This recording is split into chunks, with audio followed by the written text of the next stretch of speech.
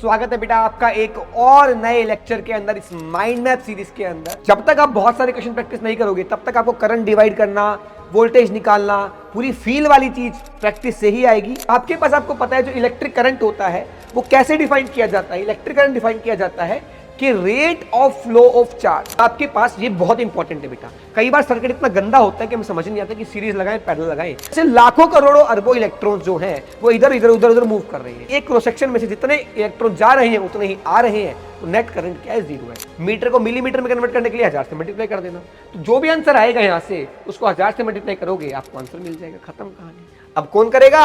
आप करोगे जी। हेलो, नमस्कार, आदाब, सत श्री अकाल। स्वागत है बेटा आपका एक और नए लेक्चर के अंदर, इस माइंड मैप सीरीज के अंदर। अपना थर्ड चैप्टर स्टार्ट होने वाला है, दैट इज करंट इलेक्ट्रिसिटी। शुरू से लेके आखिरी तक 1.5 से 2 घंटे में धुआं धुआं कर देंगे पूरा का पूरा current electricity with lots of PYQs and complete concept. जितने भी कॉन्सेप्ट अपने मेंस के अंदर होते हैं, जितने भी अपने सिलेबस के अंदर है, सारे के सारे हम इसके अंदर ऑलमोस्ट कवर कर देंगे, है ना जी। बाकी थोड़ी बहुत क्वेश्चन प्रैक्टिस करेंगे जितना भी हम कर पाएंगे, जितना टाइम आपको अलाउ करेगा। बट इंपॉर्टेंट बात यह है आपके पास कि एक चैप्टर ऐसा है जिसके अंदर आपको प्रैक्टिस बहुत ज्यादा करनी पड़ती है, जब उसके बाद ही आपको क्या है सर्किट में कंफर्टेबल होना पड़ेगा। कि भैया जब तक आप बहुत सारे क्वेश्चन प्रैक्टिस नहीं करोगे तब तक आपको करंट डिवाइड करना, वोल्टेज निकालना, पूरी फील वाली चीज प्रैक्टिस से ही आएगी। यहां पर हम कॉन्सेप्ट अच्छे से आपको बता देंगे कि ये कॉन्सेप्ट होते हैं, रिकॉल कर लेंगे सब चीजें एंड क्वेश्चंस की प्रैक्टिस भी करेंगे। बट इसके बाद भी आपको एफर्ट्स बहुत सारे मारने पड़ेंगे, ठीक है भैया। तो चलिए स्टार्ट करते हैं बेटा अपना प्यारा सा खूबसूरत सा लेक्चर फटाफट से। आइए जी। सबसे पहले बेटा बात आती है आपके पास इलेक्ट्रिक करंट की। अगर मैं बात करूं करंट का मतलब क्या होता है, करंट इलेक्ट्रिक की बात नहीं करें, करंट कोई भी करंट का मतलब क्या होता है बेटा? फ्लो करना, है ना। करंट का मतलब क्या होता है? फ्लो करना। जैसे वाटर करंट है तो वाटर करंट का मतलब क्या है? पानी का बहना, है ना। जैसे नदी के अंदर वाटर करंट है मतलब पानी कैसे बह रहा है, वो वाटर करंट है। हीट करंट है कि हीट कैसे बह रही है, फ्लो कर रही है, वो क्या है? हीट करंट है आपके पास। इसी तरीके से इस चैप्टर में हम किसके बारे में बात करेंगे? Electric current. Electric is something related to charge, है ना जी। तो यहां पर हम फ्लो किसका पढ़ेंगे बेटा? चार्ज का पढ़ेंगे। तो आपके पास आपको पता है जो इलेक्ट्रिक करंट होता है वो कैसे डिफाइन किया जाता है? इलेक्ट्रिक करंट डिफाइन किया जाता है कि rate of flow of charge, कि किसी कंडक्टर में से कितना चार्ज फ्लो हो रहा है, या किसी कंडक्टर के किसी क्रॉस सेक्शन में से कितना चार्ज फ्लो हो रहा है पर यूनिट टाइम, उसे क्या बोलते हैं आपके पास? इलेक्ट्रिक करंट बोला जाता है। तो rate of flow of charge through cross section of a conductor, है ना जी, पर यूनिट टाइम। तो आपके पास अगर आपके पास कोई कंडक्टर बना हुआ है बेटा, अगर आपके पास कोई कंडक्टर बना हुआ है, लेट से ये वाला आपके पास कंडक्टर है, इस कंडक्टर के अंदर ये कोई क्रॉस सेक्शन ले लिया हमने, तो इसके पास अगर जो ये Q1 है, ये चार्ज इसमें से गुजर रहा है और टोटल टाइम लगा इसको गुजरने में, T टाइम लगा एक क्रॉस सेक्शन में गुजरने में, या फिर ऐसे करके बहुत सारे चार्ज इससे इधर उधर इधर गुजर रहे हैं, तो जो नेट चार्ज गुजर रहा है उससे, किससे? एक क्रॉस सेक्शन से, उसे क्या बोला जाता है? Divide by time. उसे क्या बोला जाता है? इलेक्ट्रिक करंट, जो कि हमें पहले से पता है, बेसिक बात है। इसके बाद अगर हम बात करें बेटा, इलेक्ट्रिक करंट जो होता है उसमें डायरेक्शन होती है, यानी कि करंट की अपनी एक डायरेक्शन होती है जो कि इंपॉर्टेंट है। Direction is very important in current, but ये एक वेक्टर क्वांटिटी नहीं है, क्योंकि ये वेक्टर लॉज ऑफ एडिशन को फॉलो नहीं करती है। कई बार हमें बताया जाता है टेंसर है, ये है, वो है। हमें फालतू चक्कर में नहीं पड़ना, हमें दो ही क्वांटिटी पता है, एक तो स्केलर और एक वेक्टर। अगर वेक्टर नहीं है तो दूसरी क्या अपने पास? स्केलर है। ये स्केलर क्वांटिटी इसलिए कहलाती है क्योंकि इसका जो एडिशन है बेटा वो हम नॉर्मल तरीके से कर सकते हैं कि भैया दो वायर में एक एम्पेयर 2 एम्पेयर करंट आया, तो जोड़ देगी दोनों वायर, तो तीसरी में कितना जाएगा बेटा? 3 एम्पेयर करंट जाएगा। तो हमने डायरेक्ट जोड़ी है, हमने इसमें कोई डायरेक्शन का रोल नहीं निभाया है। इसका मतलब ये वेक्टर लॉ ऑफ एडिशन को फॉलो नहीं करेगा। उसके बाद अगर हम बात करें बेटा, मूविंग चार्ज अगर पॉजिटिव है, देखो कंडक्टर के अंदर जो सॉलिड कंडक्टर्स होते हैं बेटा, उसके अंदर एक्चुअल में क्या मूव कर रहा होता है? इलेक्ट्रॉन मूव कर रहे होते हैं, और इलेक्ट्रॉन क्या है? Negative charge. लेकिन अगर मैं बात करूं सॉल्यूशन की, जिसके अंदर आयंस है, इलेक्ट्रोलाइटिक सॉल्यूशन है, उसके अंदर आयंस है, आयन तो पॉजिटिव नेगेटिव दोनों हैं, तो वो दोनों मूव कर रहे हैं, है ना जी।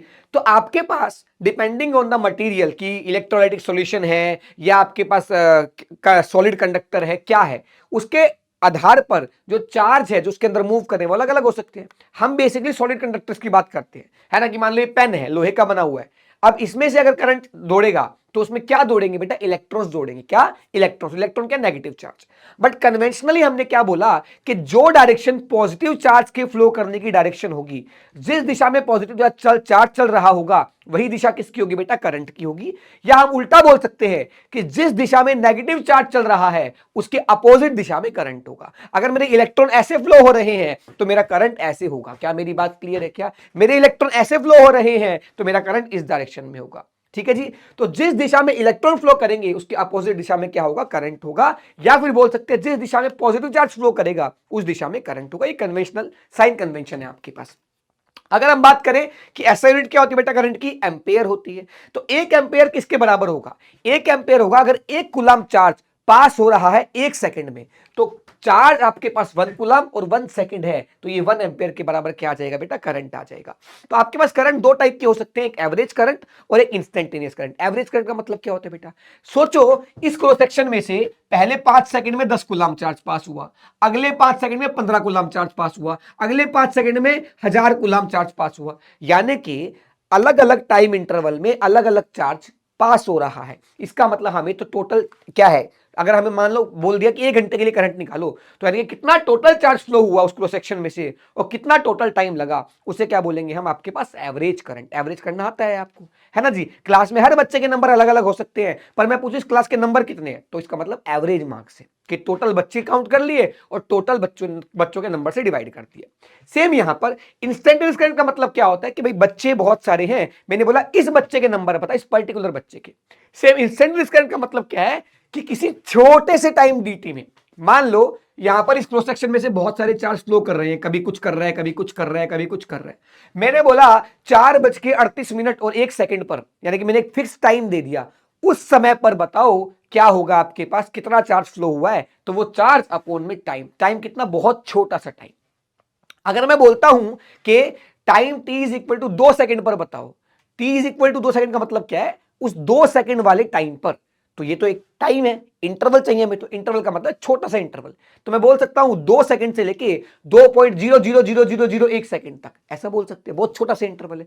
तो जब टाइम इंटरवल बहुत ज्यादा छोटा हो और उस समय में जो चार्ज पास हुआ उसका जो रेशियो है वो क्या होगा, उस इंस्टेंट पर करंट होगा। क्या होगा, उस इंस्टेंट पर करंट। हमें इतनी तह में नहीं जाना, हमें क्वेश्चन सॉल्व करने हैं, और कैसे आते हैं, PYQ भी आते हैं, अभी तुम्हें रियलाइजेशन हो जाएगा, अभी तुम्हारा भाई करा देगा। आ जाओ जी। तो अगर मुझे डेल्टा क्यू निकालना है तो मैं इसको ऐसे भी तो लिख सकता हूं बेटा, dq is equal to I into D T, आ गया है ना जी। तो आई इंटू डी टी का अगर मैं इंटीग्रेशन कर दूं, इसका मतलब मैंने dq का इंटीग्रेशन कर दिया। dq का इंटीग्रेशन मतलब क्या, छोटे छोटे छोटे छोटे चार्ज को ऐड करना, यानी कि टोटल चार्ज। तो अगर मुझे करना है किसी भी t1 से लेकर t2 टाइम तक, अगर मुझे t1 से लेकर t2 टाइम तक क्या करना है, करंट निकालना है, कितना, सॉरी चार्ज निकालना है, कितना फ्लो हो गया, तो मैं ऐसे निकाल सकता हूं। Yes sir. अगर मुझे आई एवरेज निकालना है तो आई एवरेज किसके बराबर था, total charge flow, total charge का फॉर्मूला ये अभी निकाला है, अपॉन में dt। ये कब यूज करेंगे बेटा, मान लो आपको बोला गया इंस्टेंटेनियस करंट दे दिया, मतलब current as a function of time दे दिया कि इस समय पर ये करंट है, इस समय पर ये करंट है, यानी कि current as a function of time दे दिया। तो current as a function of time पता है और हमें आई एवरेज चाहिए, तो हम ऐसे कर निकालेंगे integration of I dt upon में इंटीग्रेशन ऑफ dt। सवाल पूछे जाते हैं इसलिए बता रहा हूं। अब देखो ध्यान से, आई एवरेज का एक फॉर्मूला और हो सकता है, कंडक्टर में जनरली क्या फ्लो कर रहा है, इलेक्ट्रॉन्स। तो अगर मान लो एक क्रॉस सेक्शन में से n इलेक्ट्रॉन पास हुए t टाइम में, तो एक इलेक्ट्रॉन का चार्ज कितना है e, तो n इलेक्ट्रॉन का चार्ज कितना है ne अपॉन में टाइम t। सर माइनस कहां गया, अरे माइनस और प्लस तो डायरेक्शन को बताएगा ना बेटा, हमें तो करंट का मैग्नीट्यूड की बात हो रही है, यहाँ पे कितना ne इंटू टी। n क्या है बेटा, कितने नंबर ऑफ चार्ज फ्लो हुए हैं उस क्रॉस सेक्शन में से, इंटू में e क्या है बेटा, इलेक्ट्रॉन का चार्ज, अपॉन में कितना टाइम लगा, वो t। ठीक है, कितने समय की हम बात कर रहे हैं। तो आई एवरेज का फॉर्मूला ये भी है। तो स्क्रीन पे जो भी फॉर्मूले लिखे बेटा वेरी वेरी इंपॉर्टेंट है, याद रखना। चलिए आगे बढ़ते हैं। इसके बाद बेटा अगर मैं बात करूं यहां पर करंट की जो स्केलर क्वांटिटी है, देखो ध्यान से, ये 1 एम्पीयर करंट है, दो नॉर्मल बात सोचो, दो तारे जोड़ रखिए, दो तारों में से कुछ कुछ करंट आ रहा है, तो तीसरी में से क्या जाएगा, उनका सम जाएगा आपके पास, बस क्योंकि ये भी आ रहा है, ये भी आ रहा है, तो 1 एम्पीयर भी इस जगह पर आया, 3 एम्पीयर भी इस जगह पर आया, तो बाकी तो जाएगा ही ना, फिर कितना जाएगा, 4 एम्पीयर आ जाएगा आपके पास। तो डायरेक्ट हम एडिशन सब्ट्रैक्शन कर रहे हैं, इसका मतलब क्या है, स्केलर क्वांटिटी है, इसका जो एडिशन है वो नॉर्मल तरीके से हो रहा है, अलजेब्रिक तरीके से। उसके बाद अगर हम बात करें बेटा स्लोप ऑफ क्यूटी टर्म, ये काफी इंपॉर्टेंट है बेटा कि क्यू और टी ग्राफ का, किसका बेटा, क्यू और टी ग्राफ का, क्यू और टी ग्राफ का स्लोप, तो वो कितना होगा, D Q by D T. भाई वाई और एक्स है तो D Y by D X क्या, तो स्लोप होता है। तो वाई एक्सिस पे क्यू है, एक्स एक्सिस पे टाइम है तो स्लोप कितना होगा dq बाई dt, और dq बाई dt है क्या, इंस्टेंटेनियस करंट। तो यानी कि अगर आपको q एंड t ग्राफ दे रखा है, q वर्सेस t ग्राफ दे रखा है, तो उसका जो स्लोप होगा वो क्या देगा आपको बेटा, इंस्टेंटेनियस करंट देगा। सिंपल सी बात। अगला देख लो बेटा, आईटी कर्व का एरिया, एरिया का मतलब क्या होता है बेटा, इंटीग्रेशन। तो integration of I D T, यानी कि ये एरिया आ गया। ये कहीं ना कहीं सुना है ना, सुनने लग रहा है, देखने लग रहा है क्या, integration of I D T. क्या पढ़ा था हमने बेटा अभी, टोटल चार्ज फ्लोन। कितना, टोटल चार्ज फ्लोन। तो टोटल चार्ज फ्लोन निकालना है और हमें दे रखा है किसका, मतलब आईटी कर्व दे रखा है। कौन सा दे रखा है, आईटी कर्व। तो हमें एरिया निकाल देना है। जिस समय से लेकर जिस समय तक हम एरिया निकालेंगे उस समय तक का हमें क्या मिल जाएगा, टोटल चार्ज फ्लोन मिल जाएगा। क्या मेरी बात क्लियर है? यस। इसके बाद अगर मैं बात करूं क्लासिफिकेशन ऑफ मटेरियल की, तो नॉर्मली बच्चे को पता है, कंडक्टर, सेमीकंडक्टर, इंसुलेटर। कंडक्टर हमें किसे बोलते हैं, जिसके अंदर बहुत हैवी मात्रा में क्या है, फ्री इलेक्ट्रॉन्स है। फ्री इलेक्ट्रॉन्स का मतलब क्या होता है, इस पेन के अंदर फ्री इलेक्ट्रॉन्स का मतलब है कि इस पेन के अंदर जो खाली स्पेस है उसमें इलेक्ट्रॉन आराम से घूम सकता है। ये लैटिस बना पूरा पेन का एक स्ट्रक्चर है, इस पेन के अंदर कहीं भी घूम सकता है इलेक्ट्रॉन, फ्री इलेक्ट्रॉन। वो बाउंडेड नहीं है शेल में घूमने के लिए, केवल वो शेल से बाहर जाके यहां घूम सकता है। बाहर का मतलब इस पेन से बाहर नहीं कह रहा मैं, इस पेन के अंदर ही कहीं भी घूम सकता है। आ रही है बात समझ में? Yes sir. इसके बाद अगर हम बात करें सेमीकंडक्टर, मतलब क्या होता है बेटा, कुछ इलेक्ट्रॉन फ्री होते हैं, बहुत ज्यादा इलेक्ट्रॉन फ्री नहीं होते, कि भाई रूम टेम्परेचर पे मान लो थोड़े बहुत इलेक्ट्रॉन फ्री है, तो जो कंडक्शन कराएगा, जो फ्री इलेक्ट्रॉन है वही तो कंडक्शन में पार्टिसिपेट करेंगे। तो जो आपके पास सेमीकंडक्टर है बेटा, वो क्या है, उसके पास थोड़े बहुत फ्री इलेक्ट्रॉन्स हैं, वो भी किसकी वजह से, क्योंकि रूम टेम्परेचर पे एनर्जी है। ये पूरा चैप्टर हम लास्ट में पढ़ते हैं, जो कि आपको पता है। इंसुलेटर की मैं बात करूं, हम ये मान के चलते हैं कि इंसुलेटर के पास कोई भी फ्री इलेक्ट्रॉन नहीं है। क्या है, कोई भी फ्री इलेक्ट्रॉन नहीं है जी। ठीक है जी। अच्छा देखो ध्यान से, मैं क्वेश्चन बताता हूं आपको, जो अभी अभी हमने कॉन्सेप्ट किया उसके ऊपर क्वेश्चन दिखा दूं। ये लो भाई, आओ दोस्तों, देख भाई क्वेश्चन देख भाई, ओ भाई देख ध्यान से क्वेश्चन देखो, कब आया, 2024, इसी साल, ताजा ताजा एकदम उबलता हुआ सवाल इस साल का। देखो ध्यान से, अभी तक भी कढ़ाई से उतरा ही नहीं है। देखो ध्यान से, करंट दे रखा है as a function of time T. इसका मतलब ये क्या है बेटा, कि अलग अलग टाइम पुट करोगे, अलग अलग समय पुट करोगे तो अलग अलग करंट पता है, यानी कि हमें क्या पता है, I as a function of T पता है। इसका मतलब क्या होता है बेटा, इंस्टेंटेनियस करंट, कि आई जो है वो किसके साथ, टाइम के साथ कैसे वेरी कर रहा है, ऐसे वेरी कर रहा है। सही बात है सर, कोई दिक्कत नहीं है, बिल्कुल सही बात है, एकदम चंगा, सब चंगा सी। अब बताओ ध्यान से, the amount of electric charge, कितना इलेक्ट्रिक चार्ज फ्लो कर रहा है, that flows through the section of the current इन इतना टाइम, 1 से लेके 2 सेकेंड तक। अभी अभी पढ़ाया था बेटा, क्या, delta Q is equal to किसके बराबर होता है, integration of I into D T. कहां से लेके कहां तक, T1 से लेके T2 तक, जहां तक भी निकालना है हमें, जितने टाइम के लिए निकालना है। आ जाओ जी, कोई बच्चा भी कर लेगा बेटा, छोटी बच्ची हो क्या, 3t² यस, प्लस में 4t³ यस, इंटू में dt यस। इंटीग्रेशन कहां से कहां तक बेटा, टाइम लिमिट कहां से कहां तक है, टाइम की 1 से लेके 2 यस। 3t² का इंटीग्रेशन ये आ जाएगा 3t³ बाई में 3, प्लस में 4t की पावर 4 बाई में 4। इसका क्या करना है, इंटीग्रेशन करना है 1 से लेके 2। 4 से 4 भी मर गया, 3 से 3 भी मर गया। तो कितना आंसर आएगा बेटा, पुट कर दो, 2 पुट करोगे तो ये आ जाएगा बेटा, यहां से इसको यहां पे कर देता हूं, इक्वल टू 2 दूनी 4 दूनी 8, प्लस 2 दूनी 4 दूनी 8 दूनी 16, माइनस 1, ये आपके पास आंसर आ जाएगा बेटा। कितना आएगा, 16 और 8 आपके पास आ गया 24, 24 में से 2 गया 22 एम्पियर।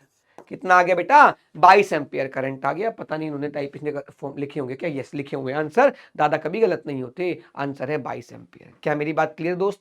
यस बिल्कुल सही, एकदम बढ़िया, सब चंगा सी। यस, खत्म कहानी। सवाल हो गया आपका, सवाल हो गया जी आपका, सवाल जी हो गया जी, अरे बहुत बढ़िया जी, शाबाश जी। अच्छा ये अभी बाद में करेंगे, अभी पढ़ाया नहीं है, कोई बात नहीं। इसके ऊपर बेस्ड और सवाल देखते हैं बेटा, इसके ऊपर बेस्ड एक आधा सवाल और मिल जाएगा। देखो ध्यान से, ऐसे तो बहुत सारे आए हैं, मैंने यहाँ जितने टाइप करें उसकी बात कर रहा हूँ, ऐसे तो बहुत सारे आए हैं इसके ऊपर बेस्ड। आ जाओ देखो ध्यान से, current through the wire is depend on इतना। तो देखो ये क्या है, I as a function of T दे रखा है, अल्फा और बीटा की वैल्यू यहाँ पे भी रखी है, ये रखी, ठीक है जी। फाइंड द चार्ज करो, सेम टू सेम सवाल, through a section of the wire in 15 second. तो बताओ डेल्टा क्यू किसके बराबर था बेटा, integration of I D T yes is equal to integration of I किसके बराबर है, अल्फा टी, अल्फा है 20 इंटू टी यस, प्लस में बीटा है 8 इंटू टी का स्क्वायर इंटू में डी टी। ओके जी, अब कहां से कहां तक बेटा, इन 15 सेकंड यानी कि 0 से लेके 15 तक मुझे क्या करना है, इंटीग्रेट करना है। बच्चा कुचा कौन करेगा, आप करोगे, क्योंकि समय हमें व्यर्थ नहीं करना जी, है ना। इंटीग्रेट करना तो आता है ना लाडले, यस सर, 2021 में सवाल आया। अब देखो, एक स्मार्ट बच्चा जो पीवाईक्यूज करके बैठा होता है सारे, उसने 2021 का पीवाईक्यू किया होगा 2024 वाले बच्चे ने, तो 2024 में सेम सवाल आ गया था पिछले वाला जो था।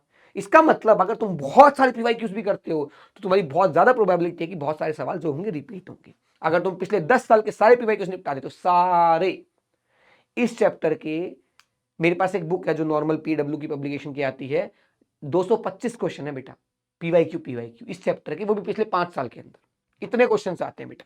आ जाइए, सभी शिफ्ट मिला के ऑब्वियसली। ठीक है जी, तो ये आपके पास हो गया जी, बहुत बढ़िया, शानदार, अति उत्तम, वो हो। आ जाओ आगे बढ़ते हैं बेटा। चलिए इसके बाद थोड़ा सा और आगे बढ़ते बेटा कॉन्सेप्ट में। आइए कॉन्सेप्ट देखिए बेटा, कॉन्सेप्ट देखिए आगे। अब हमने कंडक्टर की बात करते हैं, क्योंकि इस चैप्टर में सेमीकंडक्टर तो पूरा एक चैप्टर है, वो हम बाद में पढ़ेंगे।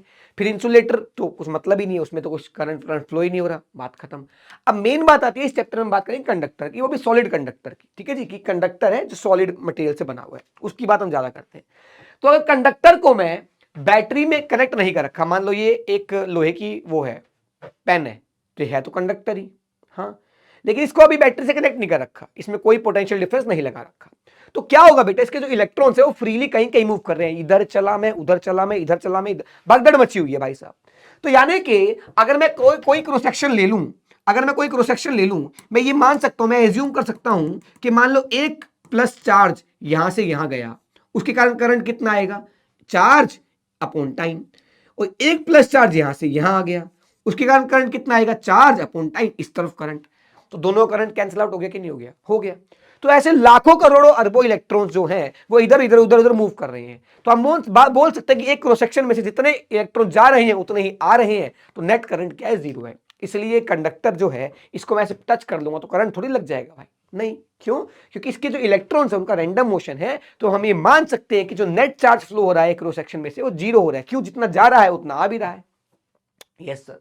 अब देखो ध्यान से, दो तीन टर्म सीख लो। एक होता है स्मॉल एन। स्मॉल एन जो पिछले फॉर्मूले पढ़ा था वो वाला स्मॉल एन नहीं है, वो वाला तो सिंपल नंबर ऑफ इलेक्ट्रॉन्स। यहां पर ये स्मॉल एन अलग है, जो जनरली दिया होता है सवालों में कि एन की वैल्यू इतनी है, यूनिट से पता लग जाएगा। एन की वैल्यू एन है नंबर ऑफ फ्री इलेक्ट्रॉन्स, कितना नंबर है, मान लो 1000 नंबर है, उसकी तो कोई यूनिट नहीं है नंबर की, तो अपॉन में वॉल्यूम, यानी कि इसकी जो यूनिट होगी बेटा वो किसके बराबर होगी, पर मीटर क्यूब। भैया ऑब्वियस सी बात है ना, यूनिट किसके बराबर होगी, एन की यूनिट किसके बराबर होगी, पर मीटर क्यूब। मैंने बोला मेरे एक कंडक्टर में 1,00,000 इलेक्ट्रॉन्स है 1 मीटर क्यूब वॉल्यूम में, तो 1,00,000 अपॉन में 1 मीटर क्यूब, तो यूनिट क्या है, पर मीटर क्यूब, है ना जी। तो यानी कि आपके पास नंबर एन क्या है बेटा, इलेक्ट्रॉन डेंसिटी है, फ्री इलेक्ट्रॉन डेंसिटी है, कि एक कंडक्टर की पर यूनिट वॉल्यूम में कितने फ्री इलेक्ट्रॉन्स मौजूद हैं, दैट इज एन। सही है, कुछ टर्म सीखते हैं। एक आता है बेटा लैम्डा। लैम्डा का मतलब होता है आपके पास मीन फ्री पाथ।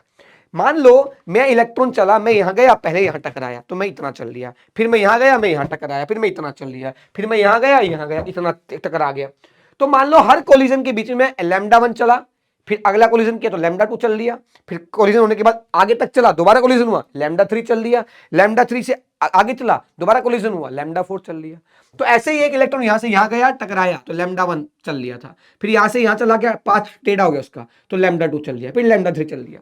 तो ऐसे एक इलेक्ट्रॉन कितना चला एवरेज निकालना है, तो कितना होगा बेटा, लैम्डा 1 चला पहले कोलिजन में, अगले कोलिजन में लैम्डा 2 चला, फिर उससे अगला कोलिजन करने तक लैम्डा 3 चल लिया, उससे अगला कोलिजन करने तक लैम्डा 4 चल लिया। ऐसे करते करते मान लो n कोलिजन हो रहे हैं तो इतना चल लिया डिस्टेंस अपॉन में टोटल नंबर ऑफ कोलिजन। तो मैं ये मान सकता हूं कि एवरेज हर कोलिजन में वो इतना चला है, यानी कि average distance covered by a electron या फ्री चार्ज, है ना, बिटवीन टू सक्सेसिव कोलिजन।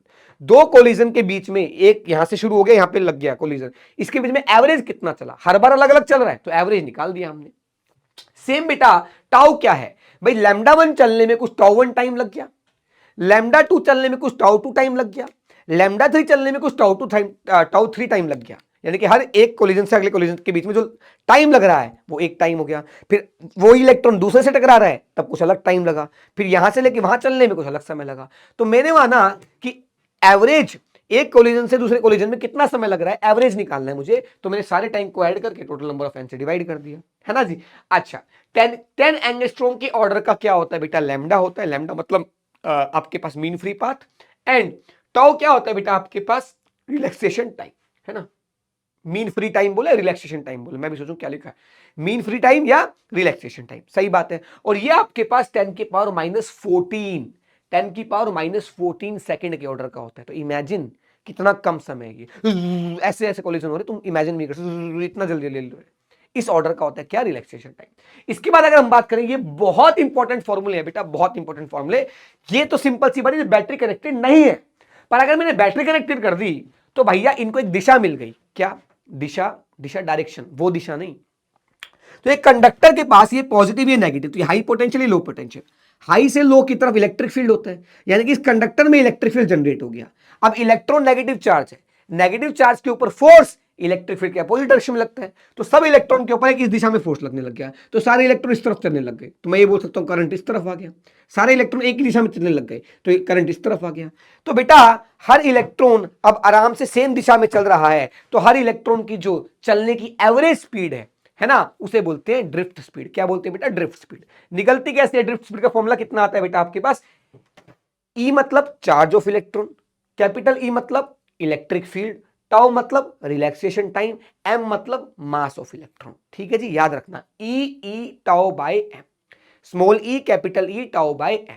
एक एक फॉर्मूला याद होना चाहिए। अगर आपने ये सारा माइंड मैप की हर चीज याद कर ली तो बहुत हैवी प्रोबेबिलिटी की जो बिल्कुल नॉर्मल सवाल होते फॉर्मूले वाले वो तो कर ही लोगे भाई, बाकी प्रैक्टिस के ऊपर डिपेंड करता है। आ जाओ, इसके बाद एक फॉर्मूला बहुत इंपॉर्टेंट होता है, I is equal to N E A V D. N यहां पर क्या है बेटा? Electron density, number of electrons नहीं बेटा, ये number of electron per unit volume है। तो एन ई क्या है बेटा? इलेक्ट्रॉन का चार्ज, ए क्या है बेटा? क्रॉस सेक्शनल एरिया, वीडी क्या है बेटा? Drift velocity. क्या है बेटा? ड्रिफ्ट वेलोसिटी या फिर ड्रिफ्ट स्पीड बोल लो। अच्छा, आई को मैं लिखता हूं एन ई ए, सर ई स्क्वायर कहां से आ गया? वीडी को मैंने लिख दिया ई टाउ बाय एम, तो ई टाउ बाय एम लिखी तो एन ई स्क्वायर हो गया, एक कैपिटल ई हो गया, टाउ ए बाय एम। तो करंट का ये फॉर्मूला भी एक जो आपको याद करना ही इंपॉर्टेंट है। अच्छा, इलेक्ट्रिक फील्ड को हम क्या लिख सकते हैं बेटा? वोल्टेज बाय एल, यानी कि अगर यहां से लेके यहां तक इलेक्ट्रिक फील्ड ई है और पोटेंशियल डिफरेंस कितना है बेटा? वी है, तो इसमें रिलेशन क्या कितना होगा बेटा? Potential difference is equal to into में एल अपॉन ए, किसके बराबर आएगा बेटा? आपके पास ई के बराबर आ जाएगा। तो ई को लिखा जा सकता है बेटा क्या? पोटेंशियल डिफरेंस अपॉन में लेंथ, यानी कि ये जो इलेक्ट्रिक फील्ड है वो कितना होगा? यहाँ का पोटेंशियल डिफरेंस अपॉन में यहाँ की लेंथ। कांस्टेंट इलेक्ट्रिक फील्ड के लिए फॉर्मूला लगा सकते हैं क्या? Delta V is equal to E into में डिस्टेंस डी। क्या मेरी बात क्लियर है? तो ई किसके बराबर जाएगा? डेल्टा वी बाई में डी, डिस्टेंस के बराबर। तो यानी कि इलेक्ट्रिक फील्ड को रखा जा सकता है वोल्टेज बाई में एल। तो एक बहुत इंपॉर्टेंट फॉर्मूला, अभी हम इसको आगे काम में लेंगे, याद रखना। तो सबसे इंपॉर्टेंट फॉर्मूला तो ये है, I is equal to N E A V D. तो मैं अभी दिखाऊंगा इस फॉर्मूले की ताकत और इस फॉर्मूले के ऊपर बेस्ड सवाल। अब ध्यान से देखो बेटा, आई इंटू ये एल बाई ए अलग रख लिया, ये एक टर्म को क्लब कर लिया, यही वाले फॉर्मूले को मैंने बस थोड़ा अलग तरीके से लिख लिया।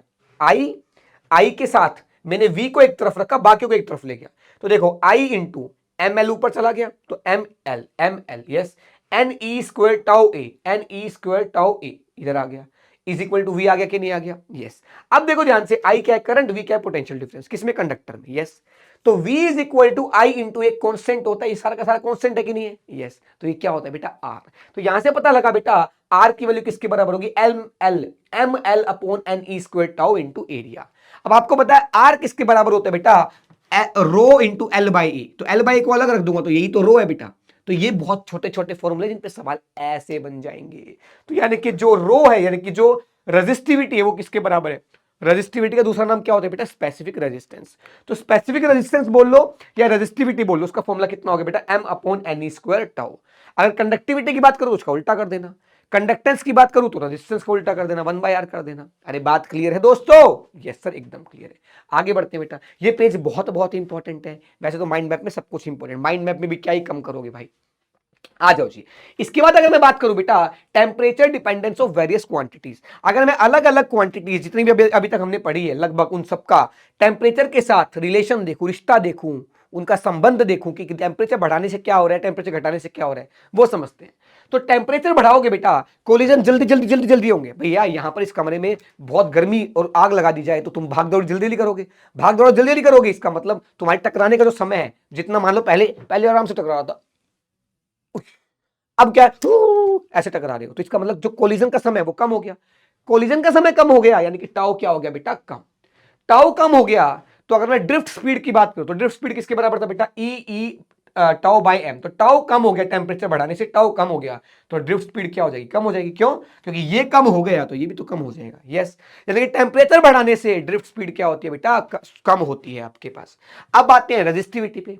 रेजिस्टिविटी क्या था बेटा, M upon N E square tau. M क्या है, मास ऑफ इलेक्ट्रॉन, एन क्या है, इस एक कंडक्टर में कितने इलेक्ट्रॉन है पर यूनिट वॉल्यूम, वो तो फिक्स है, बाहर से थोड़ी आएंगे इलेक्ट्रॉन, तो एन भी फिक्स हो गया कंडक्टर फिक्स करने पर। ई क्या है, इलेक्ट्रॉन का चार्ज, वो भी फिक्स हो गया आपके पास। टाउ क्या है बेटा, रिलैक्सेशन टाइम यानी कि कोलिजन का समय। तो अगर टेम्परेचर बढ़ाया तो ये टाउ क्या हो गया, कम हो गया। टाउ कम हो गया तो ये कम करोगे, अगर टेम्परेचर बढ़ाने पर टाउ कम हो रहा है तो ये ज्यादा हो जाएगा। तो टेम्परेचर बढ़ाया, टाउ कम हुआ, और ये इनवर्सली प्रोपोर्शनल है तो रेजिस्टिविटी ज्यादा हुई। रेजिस्टिविटी ज्यादा हुई तो रेजिस्टेंस ज्यादा हुआ। तो कंडक्टर के अंदर बेटा ये सीन होता है क्या, कि टेम्परेचर बढ़ाने पर रेजिस्टेंस बढ़ता है, रेजिस्टिविटी बढ़ती है, आपको पता है पहले से। मोबिलिटी कैसे डिफाइन की गई बेटा, मोबिलिटी डिफाइन करेगी भाई कि भाई कोई मोबिलिटी का मतलब होता है कि कोई चार्ज कितना मोबाइल है, कितना आसानी से सरक सकता है, चल सकता है। तो मान लो एक कंडक्टर है ए, एक दूसरा कंडक्टर है बी, तो भैया दोनों कंडक्टर पे ई इलेक्ट्रिक फील्ड लगाया, तो अगर एक कंडक्टर के चार्ज यानी कि ये जो नंबर है वो ज्यादा आ रहा है और एक कंडक्टर का म्यू जो है वो कम आ रहा है, इसका मतलब क्या है, जिस कंडक्टर का जो म्यू ज्यादा आ रहा है उसके इलेक्ट्रॉन ज्यादा मोबाइल है, यानी कि इजीली चल पा रहे हैं, उसको रेजिस्टेंस कम मिल पा रहा है। तो यानी कि वीडी बाई ई कैसे कैसे डिफाइन किया गया, ratio of drift speed by applied electric field. Conductor के अंदर मोबिलिटी कैसे डिफाइन की गई, कि कितना ड्रिफ्ट स्पीड है इलेक्ट्रॉन या चार्ज की, अपोन में कितना उसके पास इलेक्ट्रिक फील्ड लगाया गया है। ड्रिफ्ट वेलोसिटी का फॉर्मूला पुट करोगे, E capital E tau by M, और नीचे एक ई था, तो कैपिटल ई से कैपिटल ई कट गया, तो ई टाउ बाई एम क्या आ गया आपके पास, ये आ गया। तो इसी को अगर हम सॉल्व करें तो सिग्मा बाई एन ई निकल के आता है, sigma by N E. Sigma का फॉर्मूला पुट करके देख लेना चाहे तो सेम आ जाएगा। सिग्मा क्या है, 1 बाई रो, रो का फॉर्मूला कितना था, M upon N E square tau, तो सिग्मा क्या है आपके पास, N E square tau by M, N E square, तो ई से ई कट गया, एन से एन कट गया, टाउ बाई एम, तो ई टाउ बाई एम आ गया क्या, सिग्मा का फॉर्मूला पुट कर यही आ जाएगा। तो सिग्मा अपॉन क्या आ जाएगा बेटा, एन ई आ जाएगा। इससे थोड़ा बहुत फॉर्मूला याद करने पड़ेंगे, हर एक चीज का डेरिवेशन माइंड मैप में तो पॉसिबल नहीं है, इतना तो आप भी प्यारे बच्चे समझेंगे। इतने क्वेश्चन करा रहा हूं, बस इतना ही समझ लो, बहुत ज्यादा करा रहा हूं चीजें। आगे देखते हैं बेटा, यूनिट बेटा इसकी क्या है, यूनिट चाहे यहां से निकाल लो, चाहे इस फॉर्मूले से निकाल लो, चाहे इस फॉर्मूले से निकाल लो, आपकी इच्छा है। ड्रिफ्ट वेलोसिटी बेटा किसके बराबर होती है, मीटर पर सेकंड के बराबर, और जो ये इलेक्ट्रिक फील्ड होता है बेटा होता है वोल्ट पर मीटर, मीटर पर सेकंड और वोल्ट पर मीटर, तो मीटर का तो स्क्वायर हो जाएगा, नीचे वोल्ट है और नीचे सेकंड है, तो वोल्ट का पावर -1, सेकंड का पावर -1, खत्म कहानी, आंसर आ गया। इसके बाद बेटा अगर हम बात करें करंट डेंसिटी क्या होता है बेटा, करंट डेंसिटी होता है एक रेशो किसका, करंट अपॉन में एरिया। एरिया कौन सा बेटा, एक ऐसे वो क्रॉस सेक्शनल एरिया लेना है जिसका जो सरफेस है, क्रॉस सेक्शनल एरिया जो है वो करंट के परपेंडिकुलर है। वेक्टर एरिया, वेक्टर की बात नहीं कर रहा मैं, एरिया के सरफेस के प्लेन की बात कर रहा हूं, यानी कि जिस जिस प्लेन में वो एरिया है वो प्लेन करंट के परपेंडिकुलर हो। या मैं ये बोल सकता हूं कि मुझे वो एरिया लेना है जिसका एरिया वेक्टर करंट की डायरेक्शन में हो।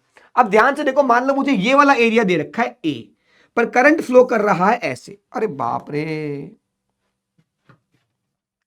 अगर करंट फ्लो कर रहा है बेटा ऐसे, जी मालिक सही कह रहे हो आप, अगर करंट फ्लो ऐसे कर रहा है, एरिया ये है, मुझे वो एरिया वेक्टर लेना है, मुझे वो क्रॉस सेक्शन लेना है जिसका एरिया वेक्टर क्या हो बेटा, मतलब करंट की डायरेक्शन में हो। तो मेरे को तो ए दे रखा था, पर मुझे तो ये वाला एरिया चाहिए जो करंट की डायरेक्शन में है, तो वो किसके बराबर होगा, ए कॉस थीटा। तो अगर मुझे ये ए पता है तो मैं आई अपॉन ए पुट नहीं करूंगा, मैं आई upon A cos theta put करूंगा। क्यों, कि थीटा क्या है बेटा, करंट और क्या बोलते हैं एरिया वेक्टर के बीच का एंगल। तो फॉर्मूला क्या बनेगा बेटा, J is equal to I upon A cos theta. तो अगर आई को लिखा जाएगा जे ए कॉस थीटा, तो कोई देखेला लग रहा है, ए बी कॉस थीटा क्या होता था, ए डॉट बी। इस तरीके से जे ए कॉस थीटा क्या होगा बेटा, जे डॉट ए। तो जे जो है एक वेक्टर क्वांटिटी है जिसकी डायरेक्शन करंट के अलोंग ली जाती है। जे एक वेक्टर, एक एक वर्ड सुनना ध्यान से, जे एक वेक्टर क्वांटिटी है जिसकी डायरेक्शन करंट के अलोंग ली जाती है, करंट की डायरेक्शन में ली जाती है। और आई और जे में क्या रिलेशन है बेटा, I is equal to J dot A, यानी कि जो थीटा है वो क्या है, एंगल बिटवीन करंट एंड आपके पास क्या है, एरिया वेक्टर। सही है जी, बहुत बढ़िया, शानदार, आ गया जी। यूनिट ऑब्वियस सी बात है, करंट का यूनिट एम्पेयर होता है, एरिया का यूनिट मीटर स्क्वायर होता है, एम्पेयर पर मीटर स्क्वायर। क्या मेरी बात क्लियर दोस्तों, यस, हाँ भैया, आ जाओ जी, थोड़ा सा सवाल कर लेते हैं, थोड़ा ब्रेक मिल जाएगा, अच्छा लगेगा। आओ दोस्तों, इतने सवाल करा दूंगा, इतने सवाल करा दूंगा, सोची ना होगी, बहुत बढ़िया। आओ, या ओम्स लॉ की बात करा दे के सवाल, चलो कर लेते पहले कर लेते। A current of 10 ampere exist in a wire, तो आई किसके बराबर दे रखा है बेटा आपके पास 10। बोला क्रॉस सेक्शनल एरिया, तो ए किसके बराबर है बेटा 5 mm का स्क्वायर। इसको एसआई में कन्वर्ट कर लो, तो 5 1 मिलीमीटर किसके बराबर होता है 10 की पावर -3 मीटर, और उसका कितना हो जाएगा स्क्वायर, तो आ जाएगा 5 इंटू 10 की पावर -6 मीटर स्क्वायर। कन्वर्ट करना तो आता होगा भाई। उसके बाद उसकी जो ड्रिफ्ट वेलोसिटी है बेटा वीडी, वीडी किसके बराबर है बेटा 2 इंटू 10 की power -3 metre per second. The number of free electron in each cubic metre of the wire, अपने से एन पूछ रहा है, number of electron per unit volume पूछ रहा है। Simple formula sir ji, I is equal to N E A V D. तो I दे रखा है 10, एन तो निकालना है, ई की वैल्यू 1.6 इंटू 10 की पावर -19, ए की वैल्यू 5 इंटू 10 की पावर -6, और वीडी की वैल्यू किसके बराबर है 2 इंटू 10 की पावर -3। जो भी शाना बच्चा है इसको सॉल्व कर लेगा और एन का आंसर निकाल लेगा, तुरंत चुटकियों में आंसर निकल के आ जाएगा, खत्म कहानी, आगे भैया, ठीक है बेटा, यस आगे बढ़ते हैं बेटा। ड्रिफ्ट स्पीड, सवाल कब का था बेटा वो, ओ मेंस 2021। सर 1.5 घंटे में आप कैसे करा देते हो सर, 1.5-2 घंटे में आप पीवाईक्यू भी करा देते हो, हाँ यही दादा का जब वादा है, दादा का जादू। आ जाओ जी, drift speed of the electron जो है बेटा वो कितना है, व्हेन 1.5 एम्पियर ऑफ करंट इतना क्रॉस सेक्शन एरिया इतना इज वी। अच्छा, इसने बोला कि अगर ड्रिफ्ट स्पीड की बात करो तो v है, कब, जब करंट इतना है। तो देखो I is equal to N E A V D use करके देखते हैं बेटा। तो I किसके बराबर है बेटा 1.5। If the electron density of the copper is इतना, तो n की वैल्यू दे दी 9 इंटू 10 की पावर 28, E की वैल्यू 1.6 इंटू 10 की पावर माइनस कितना बेटा -19, ए की वैल्यू किसके बराबर है बेटा 5 इंटू 10 की पावर -6, क्यों सर मिलीमीटर को मीटर में कर दिया है ना, और ड्रिफ्ट स्पीड आ गई v। अब बोला गया the value of v in millimetre पर सेकेंड, तो बस पहले यहां से v की वैल्यू निकालोगे, वो मीटर पर सेकंड में आएगी, मीटर को मिलीमीटर में कन्वर्ट करने के लिए 1000 से मल्टीप्लाई कर देना, तो जो भी आंसर आएगा यहां से उसको 1000 से मल्टीप्लाई करोगे आपको आंसर मिल जाएगा, खत्म कहानी। अब कौन करेगा, आप करोगे जी। सर हमारे पास इतना समय नहीं कि हम सारी कैलकुलेशन करें, लेकिन दादा का वादा ये है कि तुम अब सारे क्वेश्चन कर लोगे, चिंता मत करो। अब देखो ध्यान से, एक कंडक्टर है जिसके अंदर number of free electron point volume इतना है, तो n का वैल्यू दे दिया अपने को 8.5 इंटू 10 की पावर 28, ओके सर। उसके बाद मीन फ्री टाइम जो टाउ है बेटा वो किसके बराबर है 25 फेम्टो सेकंड, फेम्टो का मतलब बेटा 10 की पावर -15 सेकंड, सही बात है। उसके बाद अप्रोक्सीमेट रेजिस्टिविटी इज, रेजिस्टिविटी होता है आपके पास, रेजिस्टिविटी m अपॉन n ई स्क्वायर टाउ। देख मास कितना होता है इलेक्ट्रॉन का 9.1 इंटू 10 की पावर -31 kg। n किसके बराबर है बेटा 8.5 इंटू 10 की पावर -15 इसका, और e कितना है बेटा 1.6 इंटू 10 की पावर -19 इसका स्क्वायर हो गया, और टाउ किसके बराबर है बेटा 25 इंटू 10 की पावर -15। सब कुछ तो दे दिया लाडले, कैलकुलेशन कौन करेगा, आप करते रहो, रेजिस्टिविटी मिल जाएगी, खत्म कहानी, आंसर आ गया। अरे बोल भाई साहब, ठीक है, यस सर बिल्कुल सही बात है सर, मजा ही आ गया, वाह वाह, ओहो। आगे देखो, एक 5 एम्पियर का करंट है, पास कर रहा है कॉपर कंडक्टर से जिसकी रेजिस्टिविटी दे दी है, radius of the cross section r दे दिया है, find the mobility of the charges if their drift velocity is इतना। अच्छा, हमें सिखा रहा है, देख ध्यान से। अगर मैं बात करूं बेटा, ध्यान से देख, ड्रिफ्ट वेलोसिटी पता है, vd पता है, हमें पता है, हमें क्या पता है बेटा आई पता है, और हमें क्या पता है बेटा रेजिस्टिविटी पता है, रो पता है, क्या पता है, रो पता है, सही बात है। याद कर अभी अभी एक फॉर्मूला पढ़ा है बेटा, याद कर अभी अभी एक फॉर्मूला पढ़ा है, मोबिलिटी इज इक्वल टू किसके बराबर है बेटा sigma upon N E. Sigma कितना होता है 1/रो इंटू एन ई। अरे बात क्लियर है क्या, सिग्मा 1/रो ही तो होता है, हाँ सर। क्या हमें रो पता है, पता है। क्या हमें एन पता है, नहीं पता, लेकिन हम ये तो पता है I is equal to N E A V D, yes. तो I is equal to N N E E, area pi R square, drift velocity VD. अब बता, क्या हमें ड्रिफ्ट वेलोसिटी पता है भैया? ड्रिफ्ट वेलोसिटी हमें पता है, यस, बहुत बढ़िया, अति उत्तम, वाह वाह, ये पता है। आर भी हमें पता है, ई भी हमें पता है, आई भी हमें पता है। हमें एन मिल जाएगा कि नहीं मिल जाएगा? यहां से एन निकालो, यहां एन पुट करो, सारे आंसर तेरी हथेली पे सच के आ जाएंगे। अरे बात क्लियर है दोस्त? यस सर, क्लियर है, खत्म कहानी। ड्रिफ्ट वेलोसिटी पता लग गया, सॉरी मोबिलिटी पता लग गया। कब सवाल आया? 2019 में। ये कोई मुश्किल सवाल है क्या बेटा? नहीं। आगे देखो, अब वायर, अच्छा ये वाला तो अभी कराऊंगा मैं, इसको छोड़ो इसको छोड़ो, चलो अब आगे बढ़ते हैं। कुछ सवाल हमने कर लिया, अब आगे बढ़ जाते हैं, आ जाओ जी। इसके बाद हम बात करें बेटा, इसके बाद अगर हम बात करें बेटा ओम्स लॉ की, तो ओम्स लॉ ने क्या बताया बेटा कि किसी जो आपके पास कंडक्टर है उसमें हमने मान लो एक बैटरी लगाई, कुछ वोल्टेज लगाई जो वेरी कर रही है, तो जैसे जैसे मैं वोल्टेज बढ़ा रहा हूं वैसे वैसे करंट बढ़ता जा रहा है। तो जो वोल्टेज और जो करंट है वो एक दूसरे के क्या बेटा डायरेक्टली प्रोपोर्शनल है। तो V is directly proportional to I बोल दो, या I is directly proportional to V बोल दो। But I is directly proportional to V बोलोगे तो प्रोपोर्शनली कांस्टेंट अलग आएगा। V is directly proportional to I बोलोगे तो प्रोपोर्शनली कांस्टेंट अलग आएगा। तो ध्यान से देखो, अगर V is directly proportional to I बोलते हैं बेटा, तो ये प्रोपोर्शनलिटी अटक के किसके बराबर आ जाता है बेटा? R के बराबर आ जाता है। तो ये हो गया प्रोपोर्शनलिटी कांस्टेंट। तो V बाय I क्या है बेटा? कांस्टेंट रहेंगे, और वो किसके बराबर आ गया? R के बराबर। R के फॉर्मूले भी हमें पता है। अच्छा, अगर मैं इसको R को मैं इधर ले जाऊं तो V into 1/r is equal to I हो गया। तो I is equal to V into 1/r हो गया। इस 1/r को G लिख सकते हैं बेटा, तो I is equal to G into V हो गया। तो अगर मैं I is directly proportional to V लिखूंगा तो कांस्टेंट कितना आएगा बेटा आपके पास? G आ जाएगा, कंडक्टेंस आ जाएगा। क्या मेरी बात क्लियर है? उसके बाद अगर मैं बात करूं बेटा, ये बहुत इंपॉर्टेंट है, कई बार मेंस में सवाल पूछे जाते हैं, क्या कि अगर आपके पास VI कर्व है, यानी कि Y एक्सिस पे V है, X एक्सिस पे I है, तो ये y है, ये x है, तो इसका स्लोप किसके बराबर होगा? r के बराबर। तो vi कर्व का जो स्लोप है वो क्या देगा? रेजिस्टेंस। पर अगर स्लोप i भी है तो i आपके पास y एक्सिस पे है, x आपके एक्सिस पे v है, तो y is equal to m into X. तो यानी कि क्या हो गया? g कंडक्टेंस क्या देगा? यानी कि 1/r क्या मिलेगा आपको? स्लोप मिलेगा। तो याद रखना, vi कर्व का स्लोप रेजिस्टेंस होता है और iv कर्व का स्लोप कंडक्टेंस या फिर 1/r होता है। ठीक है बेटा, बहुत बढ़िया। यूनिट ऑफ आर क्या होती है बेटा आपके पास? वो होती है ओम। और जो यूनिट ऑफ जी होती है वो होती है महो, उल्टा OHM MHO। तो ये OHM है और ये MHO है, इसका सिंबल ये है तो इसको लेटा दो, उल्टा कर दो। तो ये इसको कंडक्टेंस की यूनिट साइमेंस भी बोली जाती है, तो ये इस तरीके से याद कर सकते हैं। टेम्परेचर डिपेंडेंस की बात करें बेटा, तो ये बहुत इंपॉर्टेंट फॉर्मूला है, सवाल अभी दिखाऊंगा तुम्हें इसके ऊपर कि फाइनल रेजिस्टेंस जो होता है वो किसके बराबर होता है बेटा? इनिशियल रेजिस्टेंस इंटू 1 प्लस में alpha into delta T. Delta T positive का मतलब क्या है? फाइनल टेम्परेचर ज्यादा, इनिशियल कम।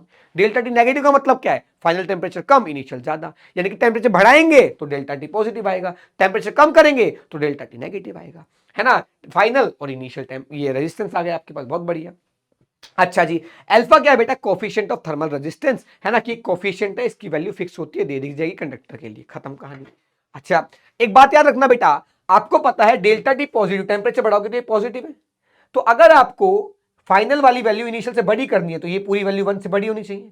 1 से बड़ी कब होगी? जब ये पॉजिटिव होगा। ये पॉजिटिव कब होगा? टेम्परेचर बढ़ाने पर ये पॉजिटिव होगा जब अल्फा पॉजिटिव होगा, क्योंकि टेम्परेचर बढ़ा है, डेल्टा टी तो पॉजिटिव ही है। अगर अल्फा भी पॉजिटिव हो जाए तो ये पूरी वैल्यू पॉजिटिव आ गई। तो 1 में कुछ पॉजिटिव ऐड करोगे तो 1 से बड़ा आएगा, 1 से बड़ा आएगा तो फाइनल वैल्यू इनिशियल से ज्यादा आएगी। यानी कि कंडक्टर के लिए हमें पता है रेजिस्टेंस टेम्परेचर बढ़ाने में बढ़ता है, इसका मतलब अल्फा की वैल्यू पॉजिटिव है। पर सेमीकंडक्टर के लिए बेटा क्या होता है? आपके पास रेजिस्टेंस घटता है। क्यों? क्योंकि उसकी अल्फा की वैल्यू क्या होती है बेटा? नेगेटिव। अल्फा की वैल्यू नेगेटिव होती है। प्रैक्टिकल डेटा भी है, उसके लॉजिक्स भी अपने अपने, बट यहां डिस्कस नहीं करते, सेमीकंडक्टर में डिस्कस कर लेंगे। थोड़ा सा बता देता हूं, आपने पढ़ा था रो होता है, वो होता है m/ne² टाउ। टेम्परेचर बढ़ाने पर टाउ कम होता है, इसलिए रेजिस्टिविटी बढ़ती है। सेमीकंडक्टर में भी जब टेम्परेचर बढ़ाओगे टाउ तो कम ही होगा, बट सेमीकंडक्टर के अंदर जो नंबर ऑफ फ्री इलेक्ट्रॉन्स है वो ज्यादा हो जाएंगे, और डोमिनेट क्या करता है बेटा? एन करता है सेमीकंडक्टर के अंदर। तो m/ne² टाउ है। अगर टेम्परेचर बढ़ाने पर जो नंबर ऑफ फ्री इलेक्ट्रॉन्स है वो बढ़ रहे हैं तो वो रो को कम करेंगे, और जो टाउ है वो कम हो रहा है वो रो को बढ़ाएगा। तो यानी कि जो दोनों डेटा है टेम्परेचर बढ़ाने से, टाउ और एन, एक एन जो है वो रेजिस्टिविटी कम कर रहा है और जो टाउ है वो रेजिस्टिविटी बढ़ा रहा है। तो इसमें से डोमिनेट जो करेगा उसका इफेक्ट ज्यादा दिखेगा। डोमिनेटिंग फैक्टर एन होता है, नंबर ऑफ फ्री इलेक्ट्रॉन्स होते हैं। ठीक है, आप अभी याद कर लो क्या कि सेमीकंडक्टर का जो अल्फा होता है वो क्या होता है बेटा? नेगेटिव। चलिए जी आगे बढ़ते हैं। इसमें देखो आई वी कर्व है, आई और वी का कर्व का स्लोप क्या देगा बेटा आपको 1/r देगा। तो आपको पता है यहां से देख रहे हो θ2 ज्यादा है θ1 से, तो θ2 ज्यादा θ1 से, तो tan θ2 ज्यादा tan θ1 से, तो स्लोप 2 ज्यादा स्लोप 1 से, स्लोप 2 ज्यादा यानी कि 1/r2 ज्यादा 1/r1 से, यानी कि r2 क्या है कम हो गया r1 से, खत्म। और वहां पर इसी तरीके से हमने ये वाला कर लिया, ठीक है। चलिए आगे बढ़ते हैं बेटा। इसके बाद ये बेटा इलेक्ट्रिकल रेजिस्टेंस की बात अगर हम करें तो आपने फॉर्मूला पढ़ा रो एल बाई ए। तो अगर आपके पास जब कंडक्टर में करंट आगे जा रहा है तो जैसे जैसे हम आगे जा रहे हैं वैसे वैसे एरिया क्रॉस सेक्शन कांस्टेंट है। देखो यहां पर यहां से लेके यहां तक गए तो एरिया क्रॉस सेक्शन क्या है बेटा कांस्टेंट है। और कौन सा है बेटा, तो जिस डायरेक्शन में करंट फ्लो कर रहा है करंट के अलोंग लेंथ ली जाती है और उसके परपेंडिकुलर वाला एरिया लिया जाता है। तो बताओ जब 1 से लेके 2 गया तो R12 की बात करूं, इन दोनों फेस के बीच में रेजिस्टेंस बात करूं, तो करंट मान लो ऐसे जा रहा है तो लेंथ कितनी होगी बेटा A, और एरिया कितना होगा बेटा परपेंडिकुलर वाला ये B इंटू सी। तो देख रो A अपॉन B इंटू सी। पर अगर मैं करंट ऐसे भेजूं बाहर से अंदर ऐसे, यानी कि बाहर वाला फेस 5 और ये वाला 6, तो 5 से 6 भेजूंगा तो किस डायरेक्शन में करंट जा रहा है बेटा B की लेंथ, B लेंथ के लॉन्ग जा रहा है। तो रो B और एरिया कौन सा बेटा ये बाहर वाले सरफेस का A इंटू ये वाला C। तो ये सामने से जो फेस दिख रहा है वो A और C है, तो ये एरिया हो गया और लेंथ करंट ऐसे जा रहा है तो ये हो गया B। तो यानी कि आ गया रो B अपॉन ए सी।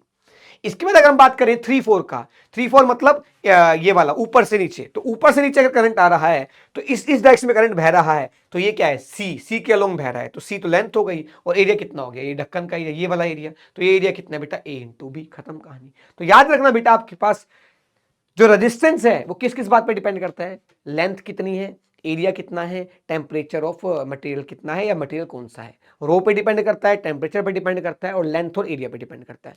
लेंथ और एरिया कोई फिक्स नहीं होते, लेंथ और एरिया डिसाइड कौन करेगा कि कैसे करंट बह रहा है।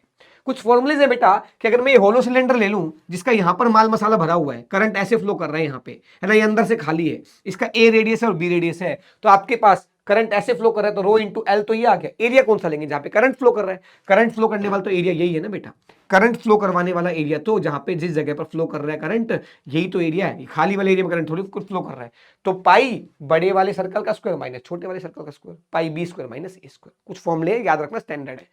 अगर ऐसा हो इसका डेरिवेशन पूरा होता है क्लास में कराया जाता है, पर इसका फॉर्मूला कैसे याद रखेंगे बेटा, अगर ए और बी है और करंट ऐसे फ्लो कर रहा है तो रो एल अपॉन में पाई ए बी, ये फॉर्मूला याद रखना बेटा। अगर ऐसा सा एक आपके पास डायग्राम आ जाए तो किसका रेजिस्टेंस का, आ जाओ जी।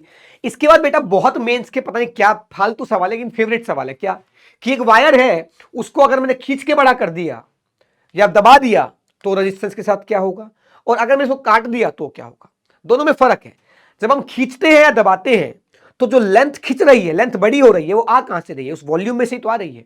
तो वहां पर क्या करेंगे, जब खींचेंगे जैसे च्युइंगम इसको खींचोगे तो उसका एरिया छोटा होता रहेगा, तो यानी कि खींचने से लेंथ तो बढ़ गई लेकिन एरिया छोटा हो गया, दबाने से लेंथ तो कम हो गई पर एरिया बड़ा हो गया।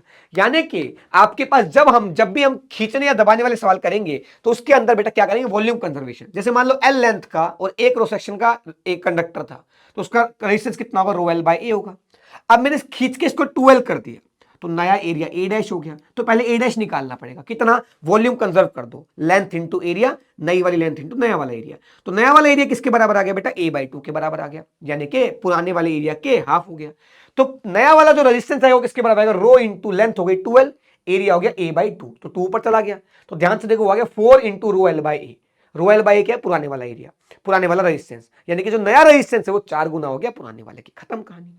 अगला देख, कटिंग ऑफ कंडक्टर में क्या फर्क है बेटा, जब कंडक्टर कट कर रहे हैं तो लेंथ तो भले ही उसकी कम हो रही है पर एरिया क्रॉस सेक्शन तो वही है ना बेटा, यस। तो अगर मैं इस लेंथ के परपेंडिकुलर डायरेक्शन में यानी कि क्रॉस सेक्शनल एरिया के पैरेलल कट करूं तो एरिया तो वही रहेगा, लेंथ बदल जाएगी। तो resistance rho R rho L by A था, मैंने 3 इक्वल हिस्सों में काट दिया तो एक हिस्सा L/3 L/3 L/3, area A. तो रेजिस्टेंस किसके बराबर आएगा, रो लेंथ हो गई L/3, एरिया तो ए ही है, तो ये किसके बराबर आ गया बेटा, R/3 के, पुराने वाले रेजिस्टेंस बाय 3 के आ गया, ठीक है जी, 3 आ गया, डन। चलिए बहुत बढ़िया। कॉम्बिनेशन ऑफ रेजिस्टेंस की बात करें बेटा, चलो इससे पहले इसके ऊपर क्वेश्चन देख लेते हैं, मजा आएगा तुम्हें, आ जाओ जी, वाह वाह, बहुत बढ़िया, शानदार, अति उत्तम, बहुत ही बड़ा चैप्टर है भाई, पहले बता रहा हूं, बहुत बढ़िया बढ़िया सवाल, आ जाओ, बढ़िया क्या लल्लू सवाल मतलब, लेकिन आते बार बार है। देखो ध्यान से, the resistance of the platinum wire of the platinum resistance thermometer at the ice point, ice point का मतलब 0 डिग्री सेल्सियस, और स्टीम पॉइंट यानी कि 100 डिग्री सेल्सियस। ओहो आहा, यानी कि 0 डिग्री सेल्सियस पर रेजिस्टेंस था R1 बोल देते हैं, वो किसके बराबर था बेटा 8 ओम। और 100 डिग्री सेल्सियस पर बेटा जो रेजिस्टेंस था बेटा वो किसके बराबर था R2 बोल देते हैं, इसको ये था 10 ओम। बोला अगर मैं इसी को क्या करूं हॉट बाथ में डाल दूं temperature of 400 degree the resistance of the platinum wire is.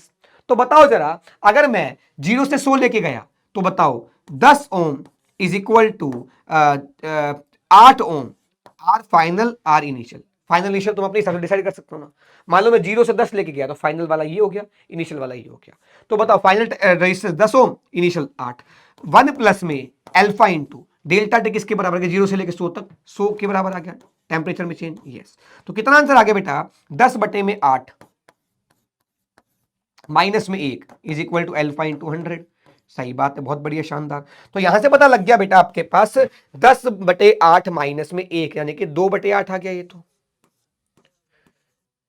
Into में 100 आ गया इज इक्वल टू अल्फा आ गया। अल्फा आ गया, यस। अब अगर मैं 0 डिग्री पर मेरा था किसके बराबर बेटा रेजिस्टेंस R1 के बराबर, वो है 8 ओम। अब मैं 400 डिग्री पर निकालना चाहूं तो मान लो मैं 0 से 400 लेके गया, मान लो टेम्परेचर रेजिस्टेंस हो गया R3, वो निकालना अपने को। तो R3 इज इक्वल टू किसके बराबर आ गया बेटा R1 इंटू 1 प्लस में अल्फा, अल्फा की वैल्यू कितनी बेटा 2 बटे 4, सॉरी 1 बटा 400 इंटू डेल्टा टी कितना आ जाएगा बेटा 400। क्या मेरी बात क्लियर है? यस। तो बताओ बेटा R3 निकल जाएगा यहां से किसके बराबर, R1 तो एज इट इज, R1 है 8 और ये कितना आ गया बेटा 1 + 1 2, यानी कितना हो गया बेटा 16 ओम। खत्म कहानी, आंसर आ गया 16 ओम। ज्यादा कभी गलत नहीं हो सकते, 16 ओम बी आंसर सही है, देख लो ध्यान से, ठीक है बेटा। यस, तो आपके पास आंसर आ गया सही फॉर्मूले से। ये लो भाई, आगे देखो, दो वायर हैं ए और बी की, made up of same material, have the same मास। दोनों वायर का मास सेम है, मटेरियल सेम है। A has the radius of इतना एंड दूसरे का रेडियस जो है बेटा वो कितना है आपके पास, वायर ऑफ द रेडियस इतना 4 mm। The resistance of the wire B is 2 ohm, the resistance of the wire A. देखो ध्यान से, आपको बोला सेम मटेरियल से मिलके बना है, yes, have the same mass, mass भी सेम है। मास सेम है तो मास को लिखा जा सकता है बेटा डेंसिटी इंटू वॉल्यूम, लिखा जा सकता है, लिखा जा सकता है, यस। अब सेम मटेरियल से बने हैं तो डेंसिटी भी सेम है। तो बताओ अगर मास सेम है, डेंसिटी सेम मटेरियल से बने, डेंसिटी सेम हो गई तो वॉल्यूम कंजर्व करना पड़ेगा। तो बताओ शुरुआत में वायर ए की लेंथ मान ली एल ए, एरिया कितना हो जाएगा बेटा पाई इंटू रेडियस हो गया 2 इंटू 10⁻³ का स्क्वायर, पाई आर स्क्वायर, है ना, इज इक्वल टू लेंथ भी किसके बराबर आ जाएगा बेटा, लेंथ भी आ जाएगा बेटा पाई, सॉरी एरिया आ जाएगा पाई, आर भी किसके बराबर है बेटा 4 इंटू 10⁻³ का स्क्वायर। सही बात है। तो बताओ जरा यहां से आप L A upon L B निकालोगे, वो निकल के आ जाएगा बेटा आपके पास किसके बराबर, 4 का स्क्वायर 16 और 2 का स्क्वायर 4, बाकी सब तो कट जाएगा, ये आ जाएगा 4। सही बात है sir. L A upon L B आ गया, तो बताओ आर ए किसके बराबर आएगा बेटा, वो आएगा rho into L A upon में पाई इंटू आर ए का स्क्वायर। आर बी किसके बराबर आएगा बेटा, रो इंटू, रो मतलब डेंसिटी नहीं है यहाँ पे, रो मतलब रेजिस्टिविटी है, एल बी अपॉन में पाई इंटू आर बी का स्क्वायर।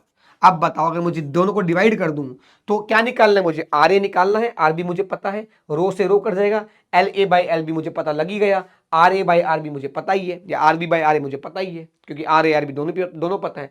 आंसर निकल जाएगा बेटा किसका, ए का। खत्म कहानी, आंसर आ गया। क्या बड़ी बात थी बे। अगला देख, the wire of the resistance are है, रेडियस स्मॉल आर है, उसको स्ट्रेच कर दिया, जब उसकी रेडियस कितनी हो गई बेटा r/2 हो गई। बताया था, तो खींचने अब जमाने से क्या होता है बेटा आपके पास वॉल्यूम कंजर्व रहती है। तो बताओ पहले लेंथ मान लेते हैं l, है ना, तो बताओ l इंटू वॉल्यूम किसके बराबर है pi R square, yes, is equal to बाद में लेंथ हो गई है l डैश और एरिया हो गया पाई इंटू r/2 का होल स्क्वायर। सही बात है बेटा। तो l डैश यहां से निकल के आ गया बेटा आपके पास सिंपल 4l के बराबर, यानी कि मैंने लेंथ को 4 गुना कर दिया। सही बात है।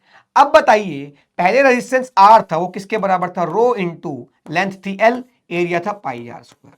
अब नया वाला रेजिस्टेंस हो गया R डैश, वो किसके बराबर, रो इंटू लेंथ हो गई 4L अपॉन में एरिया हो गया पाई इंटू r/2 का होल स्क्वायर। दोनों को उठा के डिवाइड कर दो, R डैश की वैल्यू मिल जाएगी नए वाले रेजिस्टेंस की। अरे बात क्लियर है? यस सर, बिल्कुल क्लियर है, कोई दिक्कत नहीं है। शायद 16 आना चाहिए जो मैं देख पा रहा हूँ, यस 16 ही आएगा। खत्म कहानी, दादा ने कहा तो सही है, तो सही है। अरे क्लियर दोस्त? Yes sir. आ जाओ जी, 0 डिग्री पर, उई 0 डिग्री पर, 100 डिग्री पर, T डिग्री पर रेजिस्टेंस इतना है, इतना है और इतना है। ओके, अब बोला the temperature T in the kelvin scale, kelvin पे बताओ। तो ध्यान से देखो बेटा, अगर मैं T1 टेम्परेचर मान लिया मैंने 0 डिग्री पर, मेरा रेजिस्टेंस किसके बराबर है, R1 के बराबर है, इसको बोल दिया 10 ओम। 100 डिग्री पर, सॉरी 10 पॉइंट नहीं, 100 डिग्री पर, 100 डिग्री सेल्सियस पर मेरा रेजिस्टेंस है मान लो R2, वो किसके बराबर है, 10.2 के बराबर। और T डिग्री सेल्सियस पर मेरा जो रेजिस्टेंस है वो किसके बराबर है बेटा, 10.95 के बराबर। तो पहले मैं एक बार जो टेम्परेचर डिफरेंस वाला फॉर्मूला इनके बीच में लगाऊंगा, एक बार इनके बीच में लगाऊंगा, खत्म कहानी, आंसर आ जाएगा। देख ध्यान से कैसे, देख R2 फाइनल रेजिस्टेंस है 10.2, इनिशियल है बेटा 10 इंटू 1 प्लस में alpha into delta T, temperature difference. Temperature difference जितना केल्विन में होता है उतना ही डिग्री सेल्सियस में आता है, यानी कि 0 से 100 तो टेम्परेचर चेंज डिग्री सेल्सियस में 100 डिग्री का आया तो केल्विन में भी उतना ही आएगा। तो ध्यान से देखो, 0 से 100 तो डिफरेंस कितना आ गया बेटा, 100 का आ गया। सही बात है सर जी। तो यहां से बेटा अल्फा पता लग जाएगा अपने पास, अल्फा आ जाएगा बेटा जी, कितना बेटा जी, 10.2 अपॉन 10 माइनस में 1 अपॉन में 100।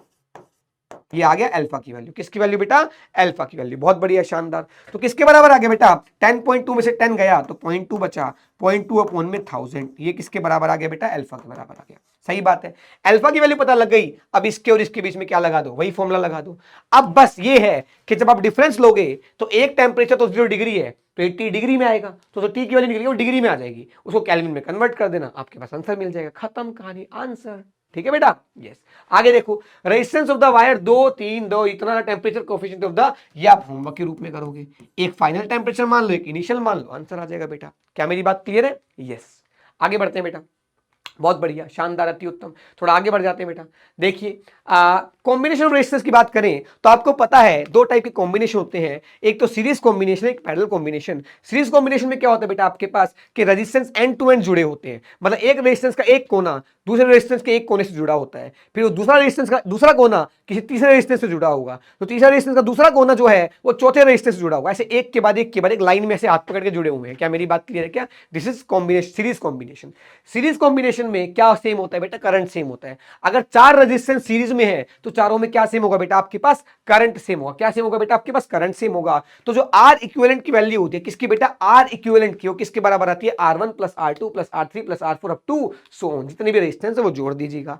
अब बताओ, अगर सब में करंट सेम है तो इस पे वोल्टेज कितना ड्रॉप आएगा, V is equal to IR1, इसमें कितना आएगा IR2, इसमें कितना आएगा IR3। आई तो सब में सेम है ना बेटा, तो अगर मैं V1 ratio V2 ratio V3 निकालूं, यानी कि जो वोल्टेज ड्रॉप है वो कितने कितने रेशो में डिवाइड होगी, कितने कितने टुकड़ों में डिवाइड होगी, तो कितना आएगा R1 ratio R2 ratio R3, R1 ratio R2 ratio R3। यानी कि अगर ये रेजिस्टेंस R है और ये 2R है तो इसमें जो इतनी वोल्टेज ड्रॉप होगी उसकी डबल ड्रॉप इसमें होगी। क्या मेरी बात क्लियर है, देखो दो ही रेजिस्टेंस मान लो, ये R और ये 2R, तो टोटल कितने टुकड़े होंगे बेटा, एक टुकड़ा इसमें और 2 टुकड़े इसमें, टोटल टुकड़े हुए 3। वोल्टेज के 3 टुकड़े करके एक टुकड़ा इसको मिल जाएगा, 2 टुकड़े इसको मिल जाएंगे। ये रेशियो वाले सवाल छठी क्लास में आते हैं बेटा, जनरली बता रहा हूं मैं आपको।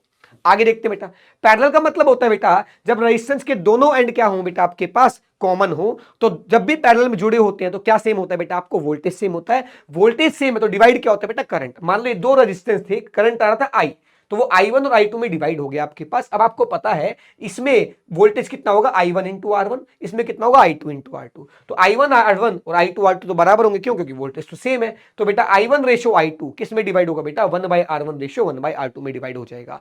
यानी कि I1 रेशो I2 यानी कि current in 1 upon current in 2 वो किसके बराबर आएगा, R2/R1 के बराबर आ जाएगा। दिस अपॉन दिस के बराबर, यानी कि R2/R1 के बराबर आ जाएगा। क्या मेरी बात क्लियर है, इसको ऐसे भी लिखा जा सकता है बेटा, R2 ratio R1, I1 ratio I2 is equal to R2 ratio R1। ठीक है बेटा। अच्छा, अगर मुझे सिर्फ दो रेजिस्टेंस के लिए फॉर्मूला याद करना तो क्या होगा बेटा, पहले रेजिस्टेंस में जो करंट होगा वो किसके बराबर होगा, दूसरा वाला resistance upon total resistance into total current. दूसरे रेजिस्टेंस में जो करंट होगा किसके बराबर होगा, पहले वाला resistance upon total resistance into current. अगर फॉर्मूला याद करना है तो ऐसे याद कर सकते हैं। ठीक है जी। आगे देखिए बेटा, आपके पास किरचॉफ्स लॉ क्या बोलता है बेटा? किरचॉफ्स लॉ का जंक्शन लॉ क्या बोलता है? जंक्शन लॉ बेस्ड होता है चार्ज कंजर्वेशन पे। ये क्या बोलता है बेटा कि एक जंक्शन पे आने वाला सारा का सारा जो चार्ज है वो कंजर्व रहेगा, यानी कि आने वाला जो चार्ज है वो जाने वाले चार्ज के बराबर होगा। तो आने वाला चार्ज अपॉन टाइम I1 है, आने वाला चार्ज अपॉन टाइम I2 है, यानी कि एक सेकंड में यहां पर चार्ज आ रहा है I1 के बराबर, यहां पर आ रहा है I2 के बराबर, तो यहां कितना चला जाएगा I3 के बराबर। तो यानी कि जितना एक जंक्शन पे करंट आ रहा है उतना ही उस जंक्शन से करंट जा रहा होगा। ये होता है चार्ज कंजर्वेशन के ऊपर बेस्ड। तो याद रखना I इनकमिंग और I आउटगोइंग क्या होता है बेटा? हमेशा बराबर होता है। इसके लिए बात करें तो I इनकमिंग कौन है? जंक्शन पे आने वाला I1 और I2, जाने वाला कौन है? I3। खत्म कहानी, आंसर आ गया। इसके बाद किरचॉफ वोल्टेज लॉ, ये थोड़ा ट्रिकी होता है, इसको अपने क्लास नोट्स जरूर पढ़ना। जिस भी टीचर ने आपको पढ़ाया हो अच्छे से डिटेल में पढ़ना, क्योंकि इसको इतने में समझ में नहीं आएगा खाली, लेकिन फिर भी आपको ब्रीफ कर रहा हूं क्या कि भैया वोल्टेज लॉ में क्या करते हैं कि कोई भी एक कंप्लीट लूप है, उसमें करंट मान लो जो भी दे रखे हैं वो मान लिए। अब हम चलना शुरू करते हैं, ये मान लो जो भी करंट है, मान लो आई आई आई आई, ये एक ही लूप है तो इसमें तो आई है। अगर दो लूप होते तो इसमें आई आई, फिर इसमें I1 चला जाएगा, इसमें I2 चला जाएगा, फिर इसमें आई वापिस आ जाएगा। तो इस तरीके से सर्किट बनते हैं, आपने लगाने सीखे भी होंगे। बट कुल मिलाकर लगाते कैसे हैं कि जो भी करंट वरंट है इसमें, वो तो कुछ भी अननोन की टर्म्स में पता है, अननोन की टर्म्स में पता है। अब मुझे एक पॉइंट से चल लूंगा और मैं जिस डायरेक्शन में क्लॉकवाइज चल रहा हूं, तो क्लॉकवाइज चलते चलते मैं सबके वोल्टेज लिखूंगा।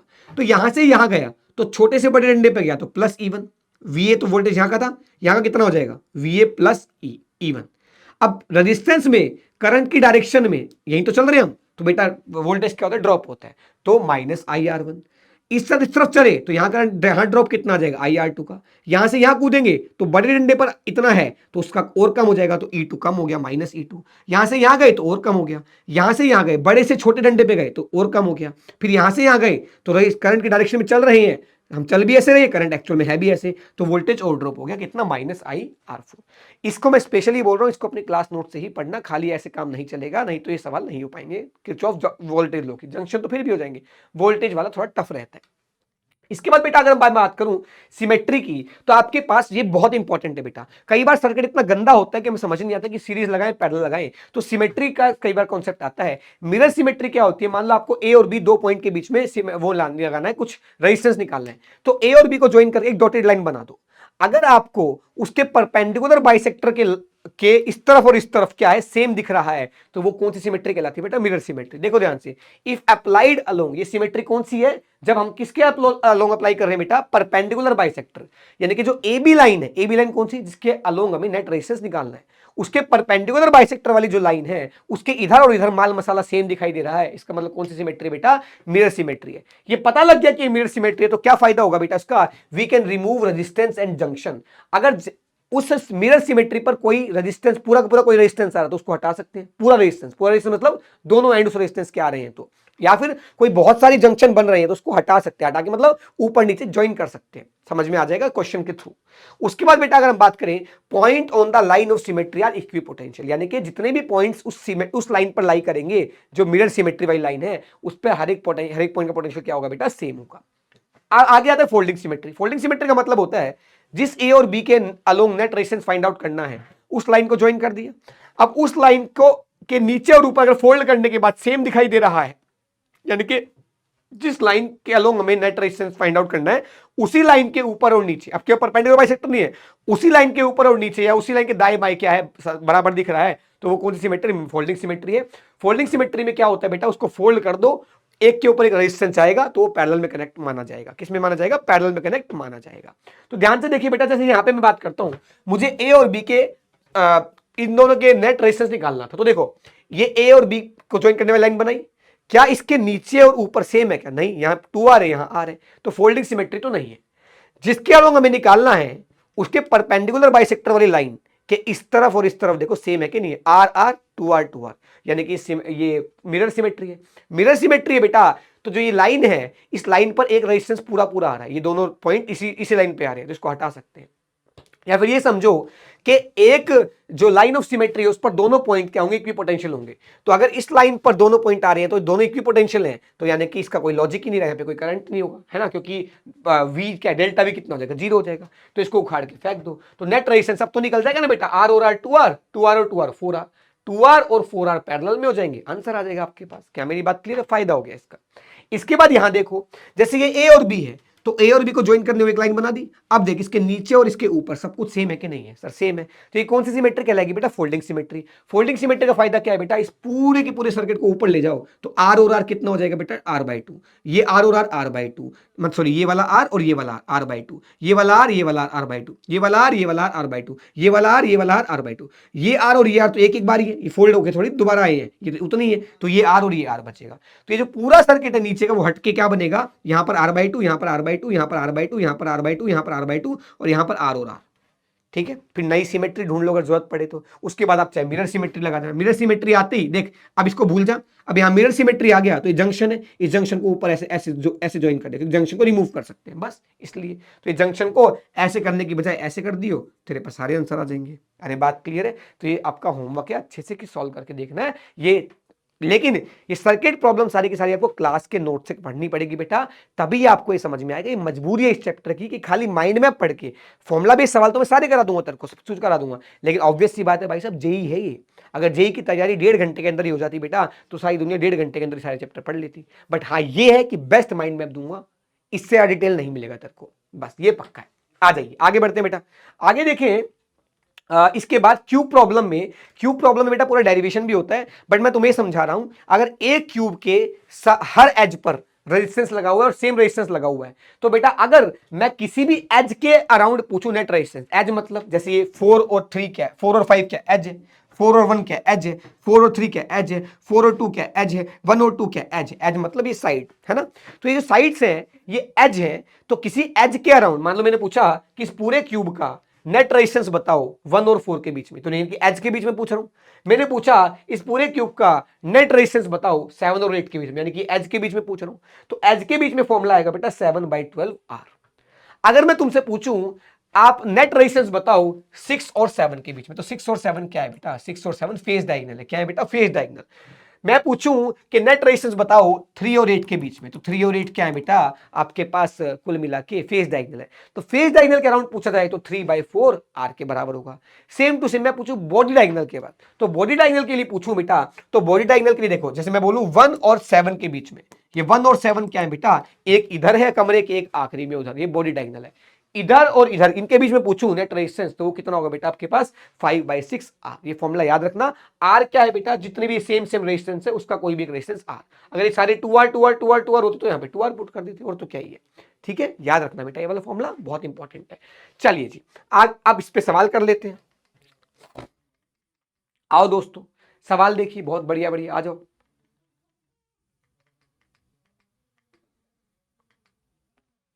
आ जाओ जी। जैसे यहां देखो, the variation of the applied potential दे दिया, वायर दे दिया, लेंथ है वायर की इतनी है, ठीक है जी। डायमीटर ऑफ द वायर इतना दे दिया, ठीक है। तो डायमीटर तो वायर का है 2.4 सेंटीमीटर, तो जो रेडियस आ जाएगी बेटा वो आ जाएगी 1.2 सेंटीमीटर। अच्छा, और लेंथ दे दी बेटा आपको 31.4 सेंटीमीटर। अच्छा, अब बोला क्या बोलते हैं, द रेजिस्टिविटी पता करना है। अरे भाई सिंपल बता, कौन सा कर्व है? वी तो वी कर्व है, तो आपको पता है इसका स्लोप जो होगा वो क्या देगा आपको? 1045 डिग्री देगा। और 1045 डिग्री किसके बराबर देगा? वी कर्व का स्लोप कितना होता है? आर के बराबर। तो आर आ गया बेटा 1, तो R1 आ गया is equal to rho, length आ जाएगा बेटा 31.4 इंटू 10⁻²। सही बात है सर, है ना जी। उसके बाद अच्छा, सब कुछ ये ओम सेंटीमीटर है, तो सेंटीमीटर में रहने दो सब कुछ। तो ये देख, ऊपर सेंटीमीटर नीचे सेंटीमीटर का स्क्वायर, तो सेंटीमीटर सेंटीमीटर कर गया 1 सेंटीमीटर, इधर चला जाएगा बस, तो सेंटीमीटर में आंसर आ जाएगा। अपोन में पाई इंटू रेडियस कितना है बेटा? 1.2 का स्क्वायर। क्या मेरी बात क्लियर है? तो यहां से जो भी आंसर आ रहा है वो क्या मिलेगा बेटा? रो मिल जाएगा तेरे को, और रो की वैल्यू निकाल लियो, खत्म कहानी। इसके बाद देख, एक वायर है रेजिस्टेंस R1 का, उसको ड्रॉ कर दिया, मतलब खींच दिया, उसकी जो लेंथ कर दी बेटा twice to its original length. तो पहले L थी, बाद में 2L हो गई। तो एरिया कितना हो जाएगा बेटा? एरिया A था तो एरिया A/2 हो जाएगा, चाहे वॉल्यूम कंजर्व करके L इंटू ए और ये इंटू ये सेम वॉल्यूम आ रही है। बोला the ratio of the new resistance to the original resistance is, तो पहले रेजिस्टेंस था, नया वाला रेजिस्टेंस हो गया R' वो हो जाएगा रो इंटू 2L अपॉन में A/2, नया रेजिस्टेंस आ गया। पुराना वाला resistance R is equal to rho into L upon में A, दोनों को उठा के डिवाइड कर दे, रेशो मिल जाएगा, खत्म कहानी, आंसर आ गया। बच्चों का सवाल, बच्चों का खेल, मीन्स क्या है? मीन्स हलवा है, मीन्स। आ जाओ जी, इसके बाद अगर हम देखें the resistance R and L cut into 5 equal pieces, cut किया है, cut these part are joint parallelly. तो जब हम कट करेंगे बेटा, अगर हम एक रजिस्टर को आर को जिसका लेंथ एल था, तो याद करो जब हम कट करते हैं तो लेंथ के प्रोपोर्शनल है बेटा, एरिया तो सेम ही रहा आपके पास। तो आपको पता है जो नए रेजिस्टेंस आएंगे उनका रेजिस्टेंस कितना हो जाएगा बेटा, R by 5, R by 5, R by 5, R by 5 और आर बाई 5, सारे के सारे रेजिस्टेंस पैरेलल में आ गए। अब हमें क्या करना है, रिजल्टेंट बताना है। तो बता दो भैया, R by 5, R by 5, R by 5, R by 5 parallel में है, जोड़ देना 1 by R equivalent is equal to 1 by R1 plus 1 by R2 plus 1 by R3, जोड़ते रहो, आंसर पाते रहो, खत्म कहानी, आंसर आ जाएगा बेटा। चलिए आगे बढ़ते हैं बेटा। इन the given circuit resistance current in the R3 में करंट पूछ रहा है इसमें, तो बताओ, सोचो 4 और 4 कितना हो जाएगा बेटा, 2 पैरेलल में, 2 और 2 4, 4 और 1 5, तो आर इक्विवेलेंट नेट आर किसके बराबर आ रहा है बेटा, 5 ओम के बराबर आ रहा है। कैसे सर, 4 और 4 पैरेलल में, फिर पैरेलल का एक बन गया तो ये सारे सीरीज में आ गए, तो 4 और 4 2, 2 2 और 1 किस में आ गए, सीरीज में, 5 ओम। तो नेट आई किसके बराबर आ जाएगा, बैटरी से जो निकल रहा है, वी बाई आर। तो v बाई आर इक्विवेलेंट किसके बराबर आ गया बेटा, 10 बटे में 5, यानी कि आगे बेटा आपके पास 2 ओम, खत्म कहानी। तो ये सॉरी 2 एम्पियर, 2 एम्पियर, तो ये 2 एम्पियर बेटा करंट यहां से निकला, तो ये 2 एम्पियर यहां जाएगा, बटेगा थोड़ी, यहां तो सेम ही जाएगा। अब ये 2 एम्पियर है तो ये I1 मान लो, ये I2 मान लो, खत्म कहानी। देख भाई साहब, तो I2 हमें क्या निकालना है, R3 में करंट निकालना है, तो I2 निकालना है, तो I2 किसके बराबर होगा, सामने वाला रेजिस्टेंस 4 है ना, ये वाला रेजिस्टेंस 4 अपोन में R1 प्लस R2, यानी कि ये प्लस ये, यानी कि कितना हो जाएगा बेटा, 4 प्लस 4 इंटू टोटल करंट कितना है बेटा, 2, तो कितना आ जाएगा बेटा आपके पास, ये आ जाएगा 1 एम्पियर, खत्म कहानी। दादा ने बोला करने का तो करने का, खत्म, फर्स्ट आंसर आ गया, खत्म कहानी बेटा, ठीक है। चलिए बहुत बढ़िया, शानदार। अब इसने बोला the given circuit the current flowing through the resistance 20 ohm, 20 ohm में जो रेजिस्टेंस है वो 0.3 एम्पियर है, वाइल द एमीटर रीड्स 0.9 कितना एम्पियर, एमीटर ने तो कितना मेजर किया, 0.9, सही है बेटा। अब बोला the value of R1 is, तो एक बात बता, इसमें से कितना करंट गया बेटा, 0.3 गया, किसमें से बेटा, 20 ओम में से।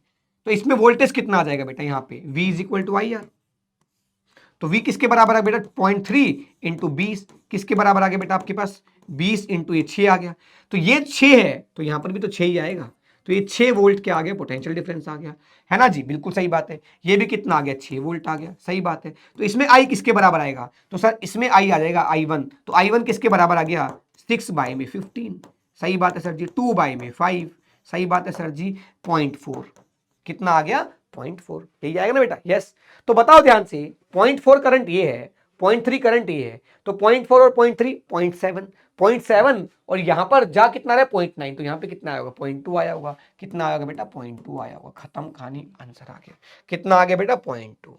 अब इसने बोला कि अपने से रेजिस्टेंस की वैल्यू पूछ रहे हैं R1 की, तो बताओ R1 किसके बराबर आ जाएगा बेटा, V is equal to I R होता है, तो आपको पता है R निकालना है, तो V बाई आई किसके बराबर आ गया, R के बराबर। तो बताइए बेटा, V तो 6 है और ये 0.2 है, क्या मेरी बात क्लियर है, तो ये आ गया आपके पास, यस 30 आंसर आ गया, खत्म कहानी, आंसर आ गया, ठीक है बेटा, बहुत बढ़िया, शानदार।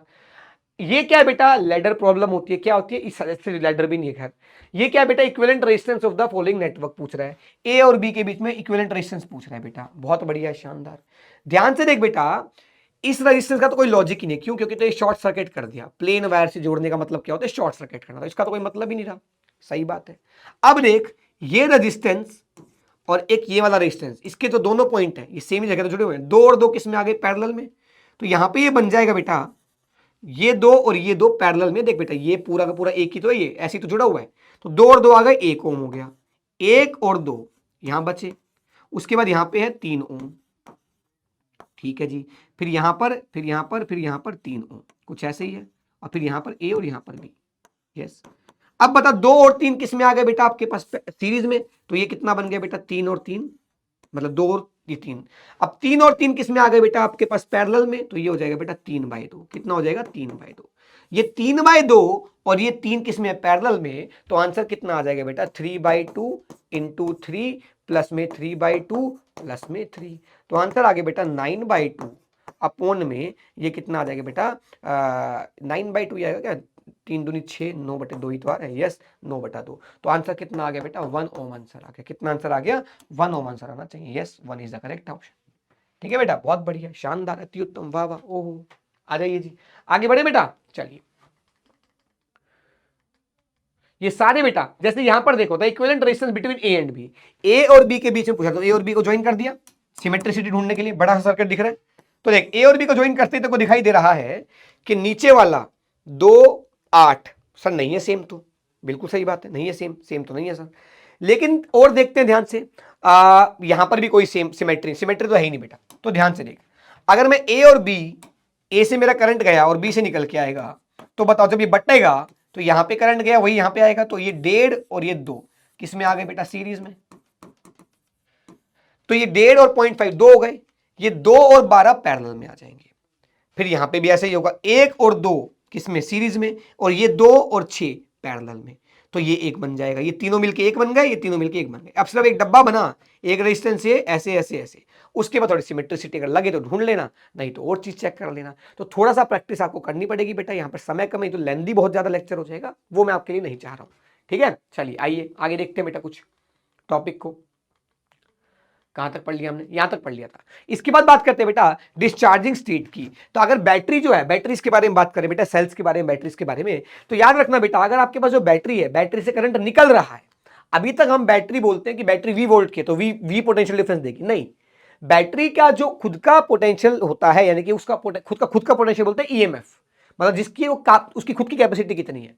तो यानी कि अगर बैटरी का ईएमएफ ई है, ये पोटेंशियल डिफरेंस एक तरीके से, तो अगर ये बैटरी में से कोई भी करंट फ्लो नहीं हो रहा, तो इसका पोटेंशियल डिफरेंस भी कितना होगा, ई के बराबर होगा।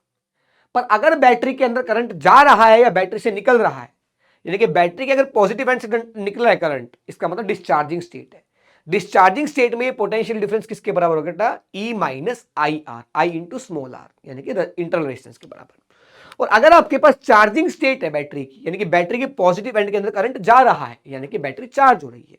बैटरी का काम क्या होता है, करंट देने का, तो कुल मिला के डिस्चार्जिंग तो ये हो गई। अगर बैटरी खुद करंट लेने लग जाए, मतलब बैटरी चार्ज हो रही है, चार्ज हो रही है मतलब ऐसे करंट पॉजिटिव एंड में जा रहा है। पॉजिटिव एंड में करंट अगर जा रहा है तो बैटरी के अक्रॉस जो पोटेंशियल डिफरेंस आएगा वो आएगा ई प्लस आई आर। कितना आएगा बेटा, ई प्लस आई आर। जी गुरु जी, बहुत बढ़िया। तो अब देखो ध्यान से, अगर मैं बैटरीज को सीरीज में कनेक्ट कर दिया जाए, तो याद रखना बेटा, बैटरीज को सीरीज में कनेक्ट करने पर तो जो ई इक्विवेलेंट निकल के आता है वो किसके बराबर आता है, E1 plus E2 plus E3 plus E4 plus E5 plus E6। Sir minus क्यों लिखा फिर, देख हर बैटरी एक जैसी दिखाई दे रही है तेरे को, ये वाली भी छोटा बड़ा छोटा बड़ा छोटा बड़ा, यहां एक बैटरी उल्टी लग गई, यानी कि जिस पैटर्न में ये बैटरी लगी थी उसके अपोजिट पैटर्न में ये बैटरी लगी है। तो अगर मैंने इस वाले पैटर्न को पॉजिटिव बोला है तो इसको मैं नेगेटिव बोलूंगा, इसलिए बस साइन के साथ पुट करना है, ये बात ध्यान रखना। ठीक है, एक सिंगल पैटर्न को मैंने बोला कि लेफ्ट साइड वाला छोटा और राइट साइड वाला बड़ा, अगर बैटरी ऐसी है तो मैं पॉजिटिव बोल रहा हूं। तो अगर ये बैटरी पॉजिटिव है, ये बैटरी पॉजिटिव है, ये बैटरी पॉजिटिव, इसको नेगेटिव में ले लेना क्योंकि उल्टी लगी हुई है, फिर वो वापस से पॉजिटिव में लगी हुई है, सही सही तरीके से लगी हुई है। तो इसका तो इक्विवेलेंट निकलेगा ऐसे। और आर इक्विवेलेंट में कुछ नहीं करना, जो सीरीज में था R1 plus R2 plus R3 plus R4 plus यहाँ पर माइनस मत कर देना, प्लस ही रहेगा यहाँ पे। ठीक है, ऐसे ही पैरेलल में एक फॉर्मूला होता है, वो किसके बराबर होता है बेटा, E1 by R1 plus E2 by R2 plus E3 by R3 plus E4 by R4। बस इसमें प्लस माइनस कैसे साइन पुट करेंगे, वैसे ही कि देखो अगर मैं ऐसी बैटरीज को पॉजिटिव बोल रहा हूं तो मैं इसको क्या बोल दूंगा बेटा, ये वाली बैटरी को नेगेटिव, इसको ये वाली पॉजिटिव हो गई और ये वाली भी पॉजिटिव हो गई। तो देखो ये सारी बैटरीज बेटा आपके पास सेम लगी हुई है, तो ये तो पॉजिटिव हो गई, ये एक नेगेटिव है, तो ये वाली यहाँ तो प्लस आएगा, यहाँ माइनस आएगा, सॉरी माइनस यहाँ पे आएगा। तो कुल मिला के E2 वाली बैटरी उल्टी लगी है, बाकी सारी एक जैसी लगी है, तो एक जैसी लगी है उनको पॉजिटिव में, जो उसके अपोजिट वाली में लगी है उसको नेगेटिव में। बस ऐसे साइन पुट कर देना, तेरे पास आंसर आ जाएंगे। और 1 बाई आर इक्विवेलेंट का फॉर्मूला कितना है, 1 by R1 plus 1 by R2 plus 1 by R3 plus 1 by R4, ऐसे करके आगे तक निकालते रहेंगे। ठीक है बेटा, ये सेल्स की कहानी है थोड़ी सी। एक होता है बेटा व्हीटस्टोन ब्रिज। व्हीटस्टोन ब्रिज क्या होता है बेटा आपके पास, कि अगर आपके पास टोटल ऐसा सर्किट है जिसमें 5 रेजिस्टेंस, जनरली 5 ही होते हैं, या इस रेजिस्टेंस की जगह गैल्वेनोमीटर भी हो जाता है, कुल मिला के उसमें टोटल पोटेंशियल के 4 पॉइंट है। जैसे देखिए यहाँ पे 0 पोटेंशियल, यहाँ पे V पोटेंशियल, ये बैटरी पे इधर 0 मान लिया तो यहाँ पे भी 0, ये 0 है तो यहाँ V हो गया, तो यहाँ पर भी V, तो यहाँ पर भी, यहाँ पर भी V। तो इस पूरे सर्किट में एक पोटेंशियल तो 0 है, एक V है। अब इधर तो नहीं जा सकते, इधर का पोटेंशियल X मान लिया, इधर तो नहीं जा सकते, इधर Y मान लिया, तो टोटल इसके अराउंड अब कितना पोटेंशियल है पता है हमें, V और Y, इसके पता है V और X, इसके अराउंड पता है X एंड Y, इसके अराउंड पता है X एंड 0, इसके अराउंड पता है Y एंड 0, यानी कि हर रेजिस्टेंस के अराउंड हमें हमने पोटेंशियल लिख लिया। अब टोटल कितने पॉइंट है पोटेंशियल के, 4। अगर एक डायगोनल या दो पोटेंशियल के बीच में रेजिस्टेंस है और बाकी दो पोटेंशियल के बीच में बैटरी है, अगर ऐसा स्ट्रक्चर बन रहा है तो वो व्हीटस्टोन ब्रिज होगा। और व्हीटस्टोन ब्रिज में अगर ये डायगोनल जो भी है, यानी कि ये दो पोटेंशियल जो भी थे, इनके बीच में जो भी लगा हुआ था, उसके इस तरफ वाले resistance R1 upon R2 is equal to R3 upon R4 आ जाए, this upon this is equal to this upon this आ जाए, this upon this is equal to this upon this आ जाए, या फिर this upon this is equal to this upon this आ जाए। ये भी बात एक ही है। देखो ना ध्यान से, R3 को इधर ले आता हूं, R2 को इधर ले जाता हूं, तब भी तो यही आएगा, R1 upon R3, R2 upon R4। अगर आपके पास ये कंडीशन डेवलप हो जाती है बेटा, तो ये किसकी कंडीशन है? बैलेंसिंग की। बैलेंसिंग का मतलब होता है कि उस समय पर इसमें कोई करंट नहीं जाएगा, एक्स और वाई पोटेंशियल सेम आ जाएंगे। एक्स और वाई सेम आते, इस रेजिस्टेंस को हटा सकते हो, ये दोनों सीरीज में आ गए, ये दोनों सीरीज में आ गए, बाकी पैरेलल में आ गए, फिर उसके बाद आप सब कुछ सॉल्व कर सकते हो। इसलिए बोलते हैं बैलेंस व्हीटस्टोन ब्रिज, इसे बोलते हैं बैलेंस व्हीटस्टोन ब्रिज। खत्म कहानी, आंसर। आगे देखते हैं बेटा, आगे आपके पास क्या होता है बेटा? एनर्जी एंड पावर की बात हो रही है। एनर्जी एंड पावर की अगर मैं बात करूं तो क्या है बेटा आपके पास कि अगर आप बैटरी जो है करंट दे रही है, मतलब एनर्जी दे रही है, एनर्जी दे रही है मतलब पावर दे रही है, तो जो power supplied by the battery होगी वो कैसे निकलती है? तो बताओ, वर्क डन बाय बैटरी हमने लास्ट लेक्चर में पढ़ा था, वो कितना होता है? Charge phloem through the battery, जितना चार्ज फ्लो हो रहा है बैटरी से इनटू में उसका पोटेंशियल डिफरेंस V। तो बताओ पावर किसके बराबर होता है? एनर्जी अपॉन टाइम या वर्क अपॉन टाइम। तो जो पावर हो गया वो कितना हो गया? dW/dt। तो इसको जब डिफरेंशिएट किया तो कितना आया? I into V. तो power supplied by the battery किसके बराबर होता है? बैटरी में करंट कितना जा रहा है और बैटरी का खुद का पोटेंशियल डिफरेंस कितना है। तो I इंटू वी क्या है बेटा? Power supplied by the battery है। अगर मैं बात करूं बेटा आपके पास पावर एनर्जी अपॉन टाइम है, पावर एवरेज किसके बराबर होगा? Total energy upon total time. Total energy upon total time, instantaneous किसके बराबर होगा? dW/dt। खत्म कहानी। अब ध्यान से देखो, अगर मैं यही कहानी बैटरी की बजाय रजिस्टर के लिए पूछूं, तो रजिस्टर में करंट जाएगा तो रजिस्टर क्या करेगा? एनर्जी खाता है। रजिस्टर क्या है? मान लो बल्ब है, बल्ब एनर्जी क्या कर रहा है? लाइट की फॉर्म में दे रहा है, हीट की फॉर्म में दे रहा है। तो कुल मिला के energy dissipated in resistance, resistance में एनर्जी डिसिपेट हो रही है, खर्च हो रही है, तो वो किसके बराबर होगी बेटा? उस बैटरी का करंट कितना है? I, और उस बैटरी की वोल्टेज कितनी है? V। तो कितना, मतलब सॉरी बैटरी नहीं, उस रजिस्टर का वोल्टेज कितना है? V। तो आपके पास इसका पोटेंशियल डिफरेंस V है, तो V is equal to I into R लिख सकते हैं क्या? तो I into R, I square R हो गया, और टाइम T से मल्टीप्लाई करते तो हीट निकल गई, क्योंकि power into D T total energy आ जाएगा। तो power into D T is equal to total energy आ गया। तो टोटल एनर्जी निकालने के लिए आई स्क्वायर आर टी या V square by R into T ये यूज कर सकते हैं। कहां पर बेटा? बैट इसके लिए, किसके लिए? रजिस्टर के लिए। या फिर आई इंटू वी इंटू टी। आई क्या है? करंट। वी क्या है? रजिस्टर के ग्रोथ पोटेंशियल। टी क्या है? टाइम, कितने टाइम के लिए बात कर रहे हैं, और टाइम से डिवाइड कर देंगे एनर्जी को तो पावर आ जाएगा। तो कितना पावर डिसिपेट हो रहा है रजिस्टर में, वो आई स्क्वायर आर हो जाएगा, वी स्क्वायर बाई आर हो जाएगा, या फिर आई इंटू वी हो जाएगा। फॉर्मूले देखने में भले ही सेम लग रहे हैं, ये दोनों अलग अलग चीजें। ये वी क्या है? बैटरी का पोटेंशियल, और ये वी क्या है बेटा?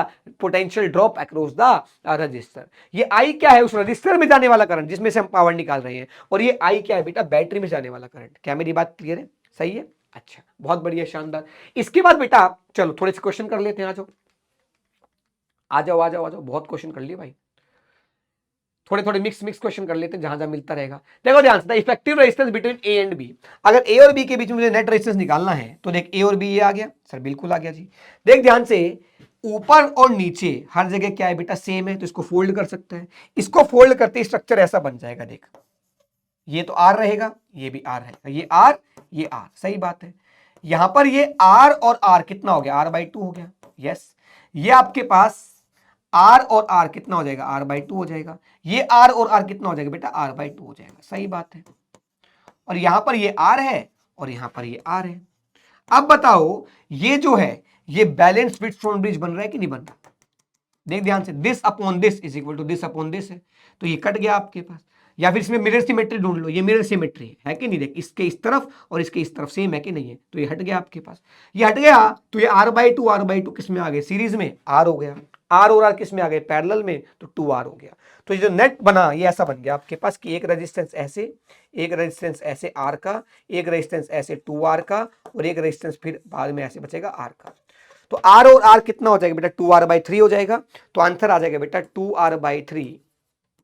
ये R और R सीरीज में आ गए, प्लस R प्लस R, ये तीनों एक बना दिया, ये तीनों सीरीज में आ गए, तो किसके बराबर आ गया? 2R plus 2R/3। अगर कैलकुलेशन सारी सही है तो देख लेना। तो ये आ जाएगा 3 दूनी 6 2 8, 8R/3। खत्म कहानी, आंसर आ गया। दादा ने बोला करने का तो करने का। दादा ने बोला करने का तो करने का। Yes, B is the correct answer. Symmetry वाली प्रॉब्लम हो गई। ठीक है जी, इस तरीके से कुछ कुछ सवाल कुछ कुछ तुम घर से भी कर लेना बेटा, है ना। इसके बाद equivalent resistance of the circuit shown. देखो ध्यान से, ए और बी के बीच में निकालना है। ए और बी के बीच में, अच्छा इस 16 को मैं ऐसे भी लिख सकता हूँ ना भाई साहब, 8 और 8 एक ही तो बात है, ऐसे भी लिख सकता हूं इसको। तो बताओ ये जो लाइन है बेटा, ये जो लाइन है बेटा, ये जो लाइन है, देख इस तरफ इस तरफ इस तरफ इस तरफ सब कुछ सेम है कि नहीं है। तो मिरर सिमेट्री आ गई कि नहीं आ गई। मिरर सिमेट्री आ गई तो ये तो कट गया, क्यों, क्योंकि एक ही रजिस्टर के दोनों पॉइंट इसी लाइन पे आ रहे हैं, कट गए। और ये दोनों जंक्शन ऐसे बना लो इसको। तो ये 4 और 4 किस में हो गए बेटा, 8। 8 और 16 किस में हो गए बेटा, पैरेलल में। और फिर ये क्या हो गया, 8 और 16 पैरेलल का एक बन जाएगा। और फिर ये दोनों किस में आ गए बेटा, सीरीज में, 8 हो जाएगा। तो आंसर आएगा बेटा आपके पास 16 इंटू 8 अपॉन में 16 प्लस में 8। क्या मेरी बात क्लियर है। तो ये तो आ जाएगा बेटा 16 प्लस में 8, ये तो आ जाएगा बेटा 16 इंटू 8 128 होता है मेरे ख्याल से। मेरी टेबल इतनी स्ट्रॉन्ग नहीं है भाई। ये हो गया 24 आपके पास, कुछ ऐसा आ गया। एक रेजिस्टेंस तो ये आ गया आपके पास, और ये और दोनों ये सीरीज में आ जाएंगे और फिर आपस में पैरेलल में हो जाएंगे। तो इस तरीके से आंसर निकाल लेना बेटा। तो कुल मिला के बात समझी, थोड़ा जल्दी करा रहा हूँ आई नो, क्योंकि समय कम है। आपके लिए 4 घंटे का माइंड मैप कर दूंगा तो आप बाद में मुझे ही गालियां दोगे कि सर आपने 4 घंटे का खींच दिया। तो क्वेश्चन भी करा रहा हूँ, हिंट भी दे रहा हूँ, सब कुछ करा रहा हूँ। बस कर वही बच्चा पाएगा बेटा जो थोड़ा बहुत पढ़ने वाला है। ऐसा नहीं कि बस हाँ सर हम पहली बार देख रहे हैं पूरे चैप्टर को। If the potential difference between the point B and D is zero, इन दोनों के बीच में कोई पोटेंशियल नहीं है, then the value of X is कितना है। तो ऑब्वियसली बात है इनके बीच में कोई पोटेंशियल डिफरेंस नहीं है, तो कंडीशन किसकी आएगी बेटा, व्हीटस्टोन ब्रिज की, this upon this is equal to this upon this. तो बताओ 6 और 3 पैरेलल में, तो 6 3 18, 6 प्लस 3 2, तो ये आ गया 2/2। ये तो टोटल 2 बन गया और ये भी 2, तो ये 2 और ये, अच्छा ये 2 और 1 है बेटा, ये 2 और 1 है, तो ये आ जाएगा 3। तो दिस अपॉन पूरा this is equal to this upon this, ये कितना आ जाएगा बेटा आपके पास, x into 1 upon x plus 1 upon में ये वाला रेजिस्टेंस कितना है x। इससे क्या निकाल लो, x की वैल्यू निकाल लो या n की वैल्यू निकाल लो, खत्म कहानी, आंसर आ गया। अरे बात क्लियर है, हो जाएगा आंसर। ठीक है, ये दिखने में गंदा लग रहा है पर ध्यान नहीं भाई साहब, ये दोनों पैरेलल, ये दोनों पैरेलल, फिर ये दोनों, ये पैरेलल में होने के बाद ये सीरीज, तो ये आपस में पैरेलल, फिर ये ऐसे ये दोनों पैरेलल, ये दोनों पैरेलल, ये पैरेलल में एक बन गया, फिर ये सीरीज, ये पैरेलल में एक बन गया, फिर ये सीरीज, फिर वो आपस में पैरेलल में आ जाएंगे। ऐसे करते करते इनका पूरा एक बना देगा, इनका पूरा एक बना देगा, फिर वो और ये सीरीज, ये पूरा और ये सीरीज, फिर एक बन जाएगा, फिर वो आपस में पैरेलल में आ जाएंगे, फिर वो पूरा एक बन जाएगा, फिर ये सीरीज में, खत्म कहानी। देखने में मुश्किल लग रहा है नहीं, घर पे सॉल्व करेगा हो जाएगा। आ जाइए जी, बहुत बढ़िया, शानदार, अति उत्तम, वाह वाह। The current flowing through the circuit will be, कितना सर्किट में करंट फ्लो हो रहा है। तो ध्यान से देखो बेटा, हम किसी भी सर्किट में एक जगह पर पोटेंशियल मान सकते हैं। मान लो यहाँ 0 पोटेंशियल है, तो यहाँ 0 है, तो यहाँ 6 हो गया बैटरी के इस तरफ, तो यहाँ पर भी 6, यहाँ पर भी 6, यहाँ पर भी 6, यहाँ 6, तो यहाँ पर भी 6, यहाँ 0, तो यहाँ पर भी 0, यहाँ 0, तो यहाँ पर भी 0। सारे के सारे जो रेजिस्टेंस है 6 और 0, 6 और 0 और 6 और 0, इन्हीं दो पोटेंशियल के बीच में, यानी कि सारे के सारे रेजिस्टेंस कहां पर है बेटा, पैरेलल में। तो ये आ गया बेटा आपके पास 9, ये आ गया आपके पास 9, ये आ गया आपके पास 9, ये आपके पास पैरेलल में रेजिस्टेंस आ गए। और बैटरी है आपके पास कितनी, 6 वोल्ट की। आप निकाल लो भाई सब, जो पूछा है सर्किट में करंट पूछा है तो आई पूछ रहा है आपसे, निकाल लेना, इसका एक बना दो, ये कर दो आंसर। 9/3 आ जाएगा, 3 आ जाएगा, 3 2 एम्पेयर करंट आ जाएगा मेरे ख्याल से, तो मेरी को समझ से तो यस 2 एम्पेयर करंट आ रहा है। दादा ने बोला करने का तो करने का, खत्म कहानी भाई। ठीक है, बहुत बढ़िया, शानदार, अति उत्तम, वाह वाह। चलिए थोड़ा और देख लेते हैं, आइए आगे बढ़ाते हैं चैप्टर को। इसके बाद बेटा आपके पास आता है, 2 चीजें रह गई अपनी कि इंस्ट्रूमेंट्स क्या क्या है बेटा आपके पास। एक इंस्ट्रूमेंट हो, 4-5 इंस्ट्रूमेंट मेजरली पढ़ने अपने को। एक गैल्वेनोमीटर, गैल्वेनोमीटर कुछ नहीं होता है, गैल्वेनोमीटर एक ऐसा डिवाइस जो करंट की डिटेक्शन को नापता है कि करंट है या नहीं है। बस उसका इतना काम है कि करंट है तो बता देगा, नहीं है तो बता देगा, बस करंट है या नहीं है वो बता देगा। हालांकि गैल्वेनोमीटर छोटे मोटे करंट की वैल्यू भी नाप सकता है कि 0.1 एम्पेयर है, 0.1 मिली एम्पेयर, ये नाप सकता है। एमीटर क्या है? एमीटर प्रॉपर वो डिवाइस जो करंट की वैल्यू नापने के लिए, कि भाई करंट है तो पर कितना है वो बताने के लिए एमीटर का इस्तेमाल होता है। वोल्ट मीटर वो डिवाइस जो किसी भी दो पॉइंट के बीच का पोटेंशियल डिफरेंस नापने के लिए काम आता है। और मीटर ब्रिज बेटा वो डिवाइस जो आपके पास किसी अननोन रेजिस्टेंस को फाइंड आउट करने में काम आता है, generally using the concept of Wheatstone bridge. तो पहले आता है बेटा एक चीज, conversion of galvanometer into ammeter. एक एमीटर, पहली बात, अच्छा एमीटर कौन होता है बेटा? जिसका रेजिस्टेंस जीरो होता है। एक बहुत अच्छा एमीटर वो होगा जिसका रेजिस्टेंस बहुत कम होगा, बिल्कुल जीरो के आसपास होगा। तो अगर एक आपको एक गैल्वेनोमीटर से एमीटर बनाना है तो करना क्या होता है प्रोसीजर बेटा? गैल्वेनोमीटर से एक जोड़ना होता है रेजिस्टेंस जो कि पैरेलल में होता है। गैल्वेनोमीटर के साथ एक रेजिस्टेंस जोड़ा, एस बोल दिया उसको बोलते हैं शंट रेजिस्टेंस। तो शंट रेजिस्टेंस बेटा पैरेलल में जुड़ता है। तो गैल्वेनोमीटर के साथ पैरेलल में जोड़ने से क्या हुआ बेटा? ध्यान से देख, मुझे ये पूरा डब्बा क्या है? एमीटर बन गया मेरा। एमीटर में करंट गया आई, इसको आई नापना है अपने को। तो आई जो है वो डिवाइड हो गया, इसमें कितना गया? आई जी। आई जी मतलब गैल्वेनोमीटर का करंट। और ये कितना बेटा? आई माइनस आई जी बचेगा, तो यहां चला गया। अब ये दोनों पॉइंट बेटा किसमें है बेटा आपके पास? ये दोनों पॉइंट आपके पास, ये दोनों पॉइंट आपके पास ये आपस में पैरेलल में है। तो इसके अक्रॉस वोल्टेज उसके अक्रॉस वोल्टेज सेम होगा। तो I minus I G current into resistance is equal to I G into resistance. तो आपके पास यहां से करंट का फॉर्मूला आ गया बेटा, जो एमीटर में जा रहा है वो किसके बराबर है? गैल्वेनोमीटर का current into 1 plus G by S. Galvanometer खुद का करंट तो नाप ही रहा था ना बेटा, उसको अगर 1 प्लस जी बाई एस से मल्टीप्लाई कर दूंगा तो मुझे एमीटर का करंट मिल जाएगा, यानी कि इस पूरे डब्बे का करंट मिल जाएगा, उसके अंदर जा रहा है। तो आपके पास करंट की वैल्यू नापने के लिए एमीटर बनाया। एमीटर बनाते कैसे? गैल्वेनोमीटर के साथ शंट रेजिस्टेंस जोड़ा जाता है पैरेलल में। और जो शंट रेजिस्टेंस है बेटा ये बहुत छोटा होता है, ये बात याद रखना, बहुत छोटा बनाना पड़ेगा, क्योंकि आपके पास 1 बाई आर ए जो एमीटर का रेजिस्टेंस है, ये एमीटर है, वो किसके बराबर होगा बेटा? 1 बाई शंट रेजिस्टेंस प्लस में 1 बाई जी। तो ये तो फिक्स है बेटा। अब अपने को इसको बहुत छोटा करना है तो ये बहुत बड़ा हो गया, इनफाइनाइट। अब ये इनफाइनाइट, इसका मतलब ये भी इनफाइनाइट है, ये तो फिक्स है। इसको इनफाइनाइट बनाने तो एस भी बहुत छोटा होना चाहिए। तो गैल्वेनो में एक अच्छा एमीटर बनाने के लिए शंट रेजिस्टेंस की वैल्यू बहुत कम होनी चाहिए। और ये फॉर्मूला बहुत इंपॉर्टेंट है, याद रखना। जब गैल्वेनोमीटर में से मैक्सिमम करंट गुजरेगा तो एमीटर में से भी मैक्सिमम करंट गुजरेगा। तो कई बार इसके ऊपर सवाल आते हैं। उसके बाद बेटा अगर मुझे इसी गैल्वेनोमीटर को वोल्ट मीटर में कन्वर्ट करना है तो जो गैल्वेनोमीटर के साथ रेजिस्टेंस जुड़ता है वो पैरेलल में सीरीज में जुड़ता है। और सीरीज में जुड़ने के बाद ये रेजिस्टेंस क्या है? बहुत बड़ा लिया जाता है। इस आर की वैल्यू काफी बड़ी ली जाती है, क्योंकि जो वोल्ट मीटर बनाना है, एक अच्छा वोल्ट मीटर वो होता है जिसका खुद का रेजिस्टेंस बहुत ज्यादा होता है। एक अच्छा वोल्ट मीटर वो जिसका रेजिस्टेंस कितना, खुद का रेजिस्टेंस कितना? इनफाइनाइट। अगर आपको इसका रेजिस्टेंस इनफाइनाइट बनाना है तो इसका तो फिक्स है, तो इसका क्या करना पड़ेगा? बहुत बड़ा लेना पड़ेगा। तो आर को बहुत बड़ा लेना पड़ता है आपके पास। तो ये वोल्ट मीटर का डब्बा है आपके पास। अब ये कितनी वोल्टेज नापेगा? तो जो करंट जा रहा है ये इसका यहां पे ड्रॉप कितना आएगा बेटा? आई इंटू ये टोटल रेजिस्टेंस, वो कितना है? G plus R. तो ये वोल्ट मीटर क्या शो करेगा? Galvanometer current into G plus R वाली वैल्यू क्या करेगा? शो करेगा। इस तरीके से हम क्या करते हैं बेटा? वोल्ट मीटर को, सॉरी, गैल्वेनोमीटर को वोल्ट मीटर में कन्वर्ट करते हैं। मीटर ब्रिज क्या होता है बेटा? आपके पास एक ऐसी वायर होती है जिसका खुद का कोई रेजिस्टेंस है। तो इसका मतलब टोटल रेजिस्टेंस आर है, तो इसके दो टुकड़े किए, ये एल और ये 100 माइनस एल। 100 मतलब 100 सेंटीमीटर, ये एल सेंटीमीटर में बेटा। तो इसका रेजिस्टेंस कितना हो जाएगा बेटा? आपके पास एल के प्रोपोर्शनल होता है। तो टोटल रेजिस्टेंस है ना, अपॉन टोटल लेंथ इंटू ये वाली लेंथ। इसका रेजिस्टेंस कितना हो जाएगा? Total resistance upon total resistance into total length upon में ये वाली लेंथ, है ना। इस तरीके से लेंथ के प्रोपोर्शनल है। तो इनका जो रेजिस्टेंस आएगा वो आएगा कैपिटल आर बाय कैपिटल, मतलब टोटल एल 100 सेंटीमीटर, और ये भी कैपिटल वाई कैपिटल 100, ऐसे। तो total resistance upon total length into इसकी लेंथ, इसका रेजिस्टेंस मिल गया। Total resistance upon total length into इसकी लेंथ, इसका रेजिस्टेंस मिल गया। तो ये कट गए, इसलिए मैंने यहां पे नहीं लिखा है। तो बताओ, अगर मैंने ऐसे ढूंढते ढूंढते एक ऐसा पॉइंट ढूंढ लिया जहां पर इस गैल्वेनोमीटर में करंट जीरो है, तो बेटा ये क्या बन गया? This upon this is equal to this upon this, तभी तो इसमें करंट जीरो आया। बैलेंस व्हीटस्टोन ब्रिज, यानी कि मीटर ब्रिज में हम क्या करते हैं? इसको ऐसे ऐसे चला के, इसको वायर को एक ऐसा पॉइंट ढूंढते हैं जहां पे करंट जीरो हो गया। करंट जीरो हो गया मतलब वहां का रेजिस्टेंस, ये का रेजिस्टेंस निकल गया, तो ये अपॉन ये अपॉन ये अपॉन ये होंगे। यानी कि R1 अपॉन ये वाली लेंथ, इसके नीचे वाली लेंथ, और x अपॉन ये वाली लेंथ। ये फॉर्मूला लगाओगे आप, आपको x मिल जाएगा। क्या मिल जाएगा? x। ये लेंथ तो हमें पता ही है, हमने खुद नहीं देखी है कितनी है, यहाँ पे मार्किंग की होती है बेटा, इतना सेंटीमीटर में। तो ये लेंथ और ये लेंथ हमें पता है देखने पर। तो यानी कि हम कैसे निकालेंगे? x अननोन रेजिस्टेंस निकाल सकते हैं ऐसे। ये था मीटर ब्रिज का कॉन्सेप्ट बेटा। इसके बाद बेटा अगर मैं बात करूं लास्ट टॉपिक ऑफ दिस, क्या बोलते हैं, current electricity, RC circuit. RC circuit क्या होता है बेटा? आपके पास अगर एक सर्किट में रेजिस्टेंस लगा हुआ है, कैपेसिटेंस लगा हुआ है, ये जितने भी फॉर्मूले हैं उसके अंदर जनरल स्टैंडर्ड केस क्या होता है बेटा? एक आर और एक सी। कई बार अच्छे क्वेश्चन में क्या होता है? रेजिस्टेंस ज्यादा हो जाते हैं, कैपेसिटर एक ही रहता है। तो आपके पास पहले पढ़ते जब एक आर और एक सी है, अगर एक रेजिस्टेंस और एक कैपेसिटेंस है तो कैपेसिटेंस में जो चार्ज होता है वो किसके बराबर होता है, Q naught 1 minus E to the power minus T by R C, ये फॉर्मूला है। क्यू नोड क्या है बेटा, कैपेसिटेंस में मैक्सिमम चार्ज।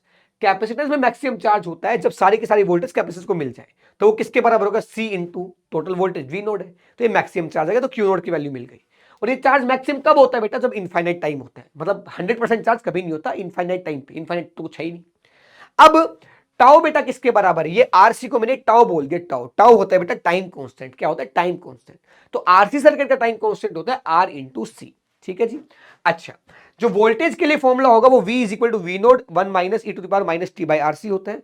और इसी सर्किट में करंट के लिए जो फॉर्मूला होता है, सर्किट में करंट के लिए जो फॉर्मूला होता है वो किसके बराबर है, I is equal to I node R sorry E into E की पावर टी बाई मतलब माइनस टी बाई आरसी।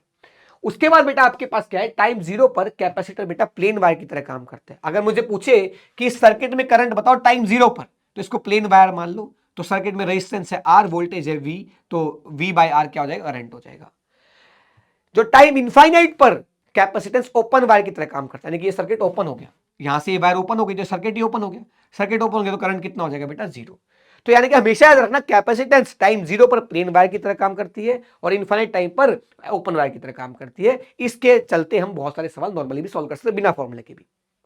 उसके बाद बेटा बात आती है ग्राफ की। जब आप इसका ग्राफ ड्रॉ करते हो बेटा, इसका चार्जिंग का, तो इस तरीके से ग्राफ ड्रॉ होता है। कई बार सवाल आता है कि एक जब टाइम आरसी के बराबर हो गया, यानी कि टाइम 1 टाउ के बराबर हो गया, तब कितना चार्ज हो जाता है बेटा, तो 63% चार्ज हो जाता है। कितना बेटा, टोटल चार्ज का इतना चार्ज हो जाता है। यानी कि जब टाइम मान लो आरसी की वैल्यू 10 सेकंड आ गई, तो यानी कि जब 10 सेकंड हुए तो 10 अपॉन 10 तो 1 हो गया, तब आपके पास उतने समय के बाद 10 सेकंड के बाद कितना चार्ज हो जाएगा बेटा, वो 63% चार्ज हो जाता है। इसी तरीके से करंट देख रहे हो तो डिक्रीज होता है बेटा, करंट शुरू में बहुत ज्यादा है क्योंकि शुरू में तो प्लेन वायर है तो करंट ज्यादा है। उसके बाद क्या है, उसके बाद ये इनफाइनाइट टाइम पे बिल्कुल ओपन वायर है तो करंट जीरो हो गया, यानी करंट कम हो रहा है। तो करंट कम होते होते होते इस तरह का ग्राफ बनता है बेटा आपके पास। इसमें भी अगर जो टाइम है वो आरसी के बराबर हो जाए, यानी कि टाउ के बराबर हो जाए, तब बेटा जो करंट होता है वो 37% आता है। किसका, टोटल करंट का। कितना, 37% आता है टोटल करंट का। क्या मेरी बात क्लियर है? एक बात याद रखना बेटा, अगर रजिस्टर एक से ज्यादा लग जाए सर्किट में, अगर रजिस्टर एक से ज्यादा लग जाए सर्किट के अंदर, तो आपको जो फॉर्मूला यूज करना है, वहां पर जो टाउ था आर सी था, उसकी जगह आर इक्विवेलेंट इंटू सी कर देना। अब आर इक्विवेलेंट कैसे निकालेंगे, सबसे आसान तरीका बता रहा हूं। आर इक्विवेलेंट निकालने का तरीका सिंपल है कि सर्किट में जहां जहां पर बैटरी है उसको तो प्लेन वायर बना दो, प्लेन वायर बना दो, और जहां जो कैपेसिटर था उसके दोनों एंड पर नेट रेजिस्टेंस निकाल दो। यानी कि मान लो मुझे इसमें क्या निकालना है, नेट रेजिस्टेंस निकालना है। कब, अभी तो एक ही रेजिस्टेंस है, तो मुझे करना क्या, बैटरी को तो प्लेन वायर मान लेना है और इसके अक्रॉस रेजिस्टेंस निकालना है। तो इन दोनों पॉइंट के अक्रॉस रेजिस्टेंस है कितना, आर ही तो है बेटा, तो आर, तो आर आ गया।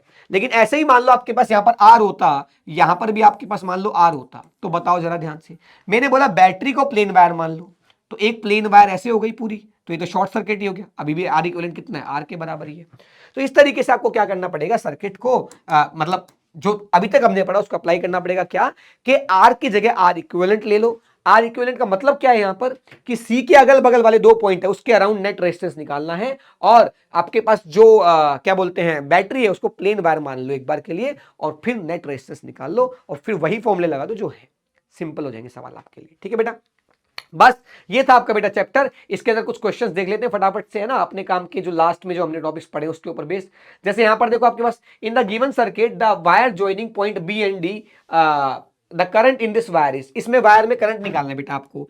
तो this upon this is equal to this upon this है क्या, नहीं सर बिल्कुल भी नहीं है। तो ये क्या है आपके पास, ये वो सर्किट तो नहीं है जो आप सोच रहे हो, ये वो सर्किट तो नहीं है जो आप सोच रहे हो, ये वो सर्किट तो नहीं है जो आप सोच रहे हो, ये वो सर्किट तो नहीं है जो आप सोच रहे हो। तो बताओ ये दोनों पॉइंट एक ही तो है बेटा, तो ये इस तरीके से नहीं बना देंगे सर्किट को। देख ये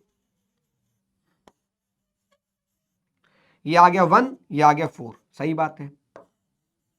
ये आ गया 2, ये आ गया 3, सही बात। क्या ये 1 और 4 पैरेलल में है, एक बन गया। क्या ये 2 और 3 पैरेलल में है, एक बन गया। अब बताओ ये नेट रेजिस्टेंस निकल जाएगा, तो नेट रेजिस्टेंस मिल गया तो नेट करंट भी मिल गया। मिल गया कि नहीं मिल गया, आई। ये आई इस एक में भी उतना ही जाएगा। तो बताओ यहां पर वोल्टेज 0 मान लूं तो यहां पर वोल्टेज कितना आएगा, 20, तो यहां पर वोल्टेज कितना आएगा, 20।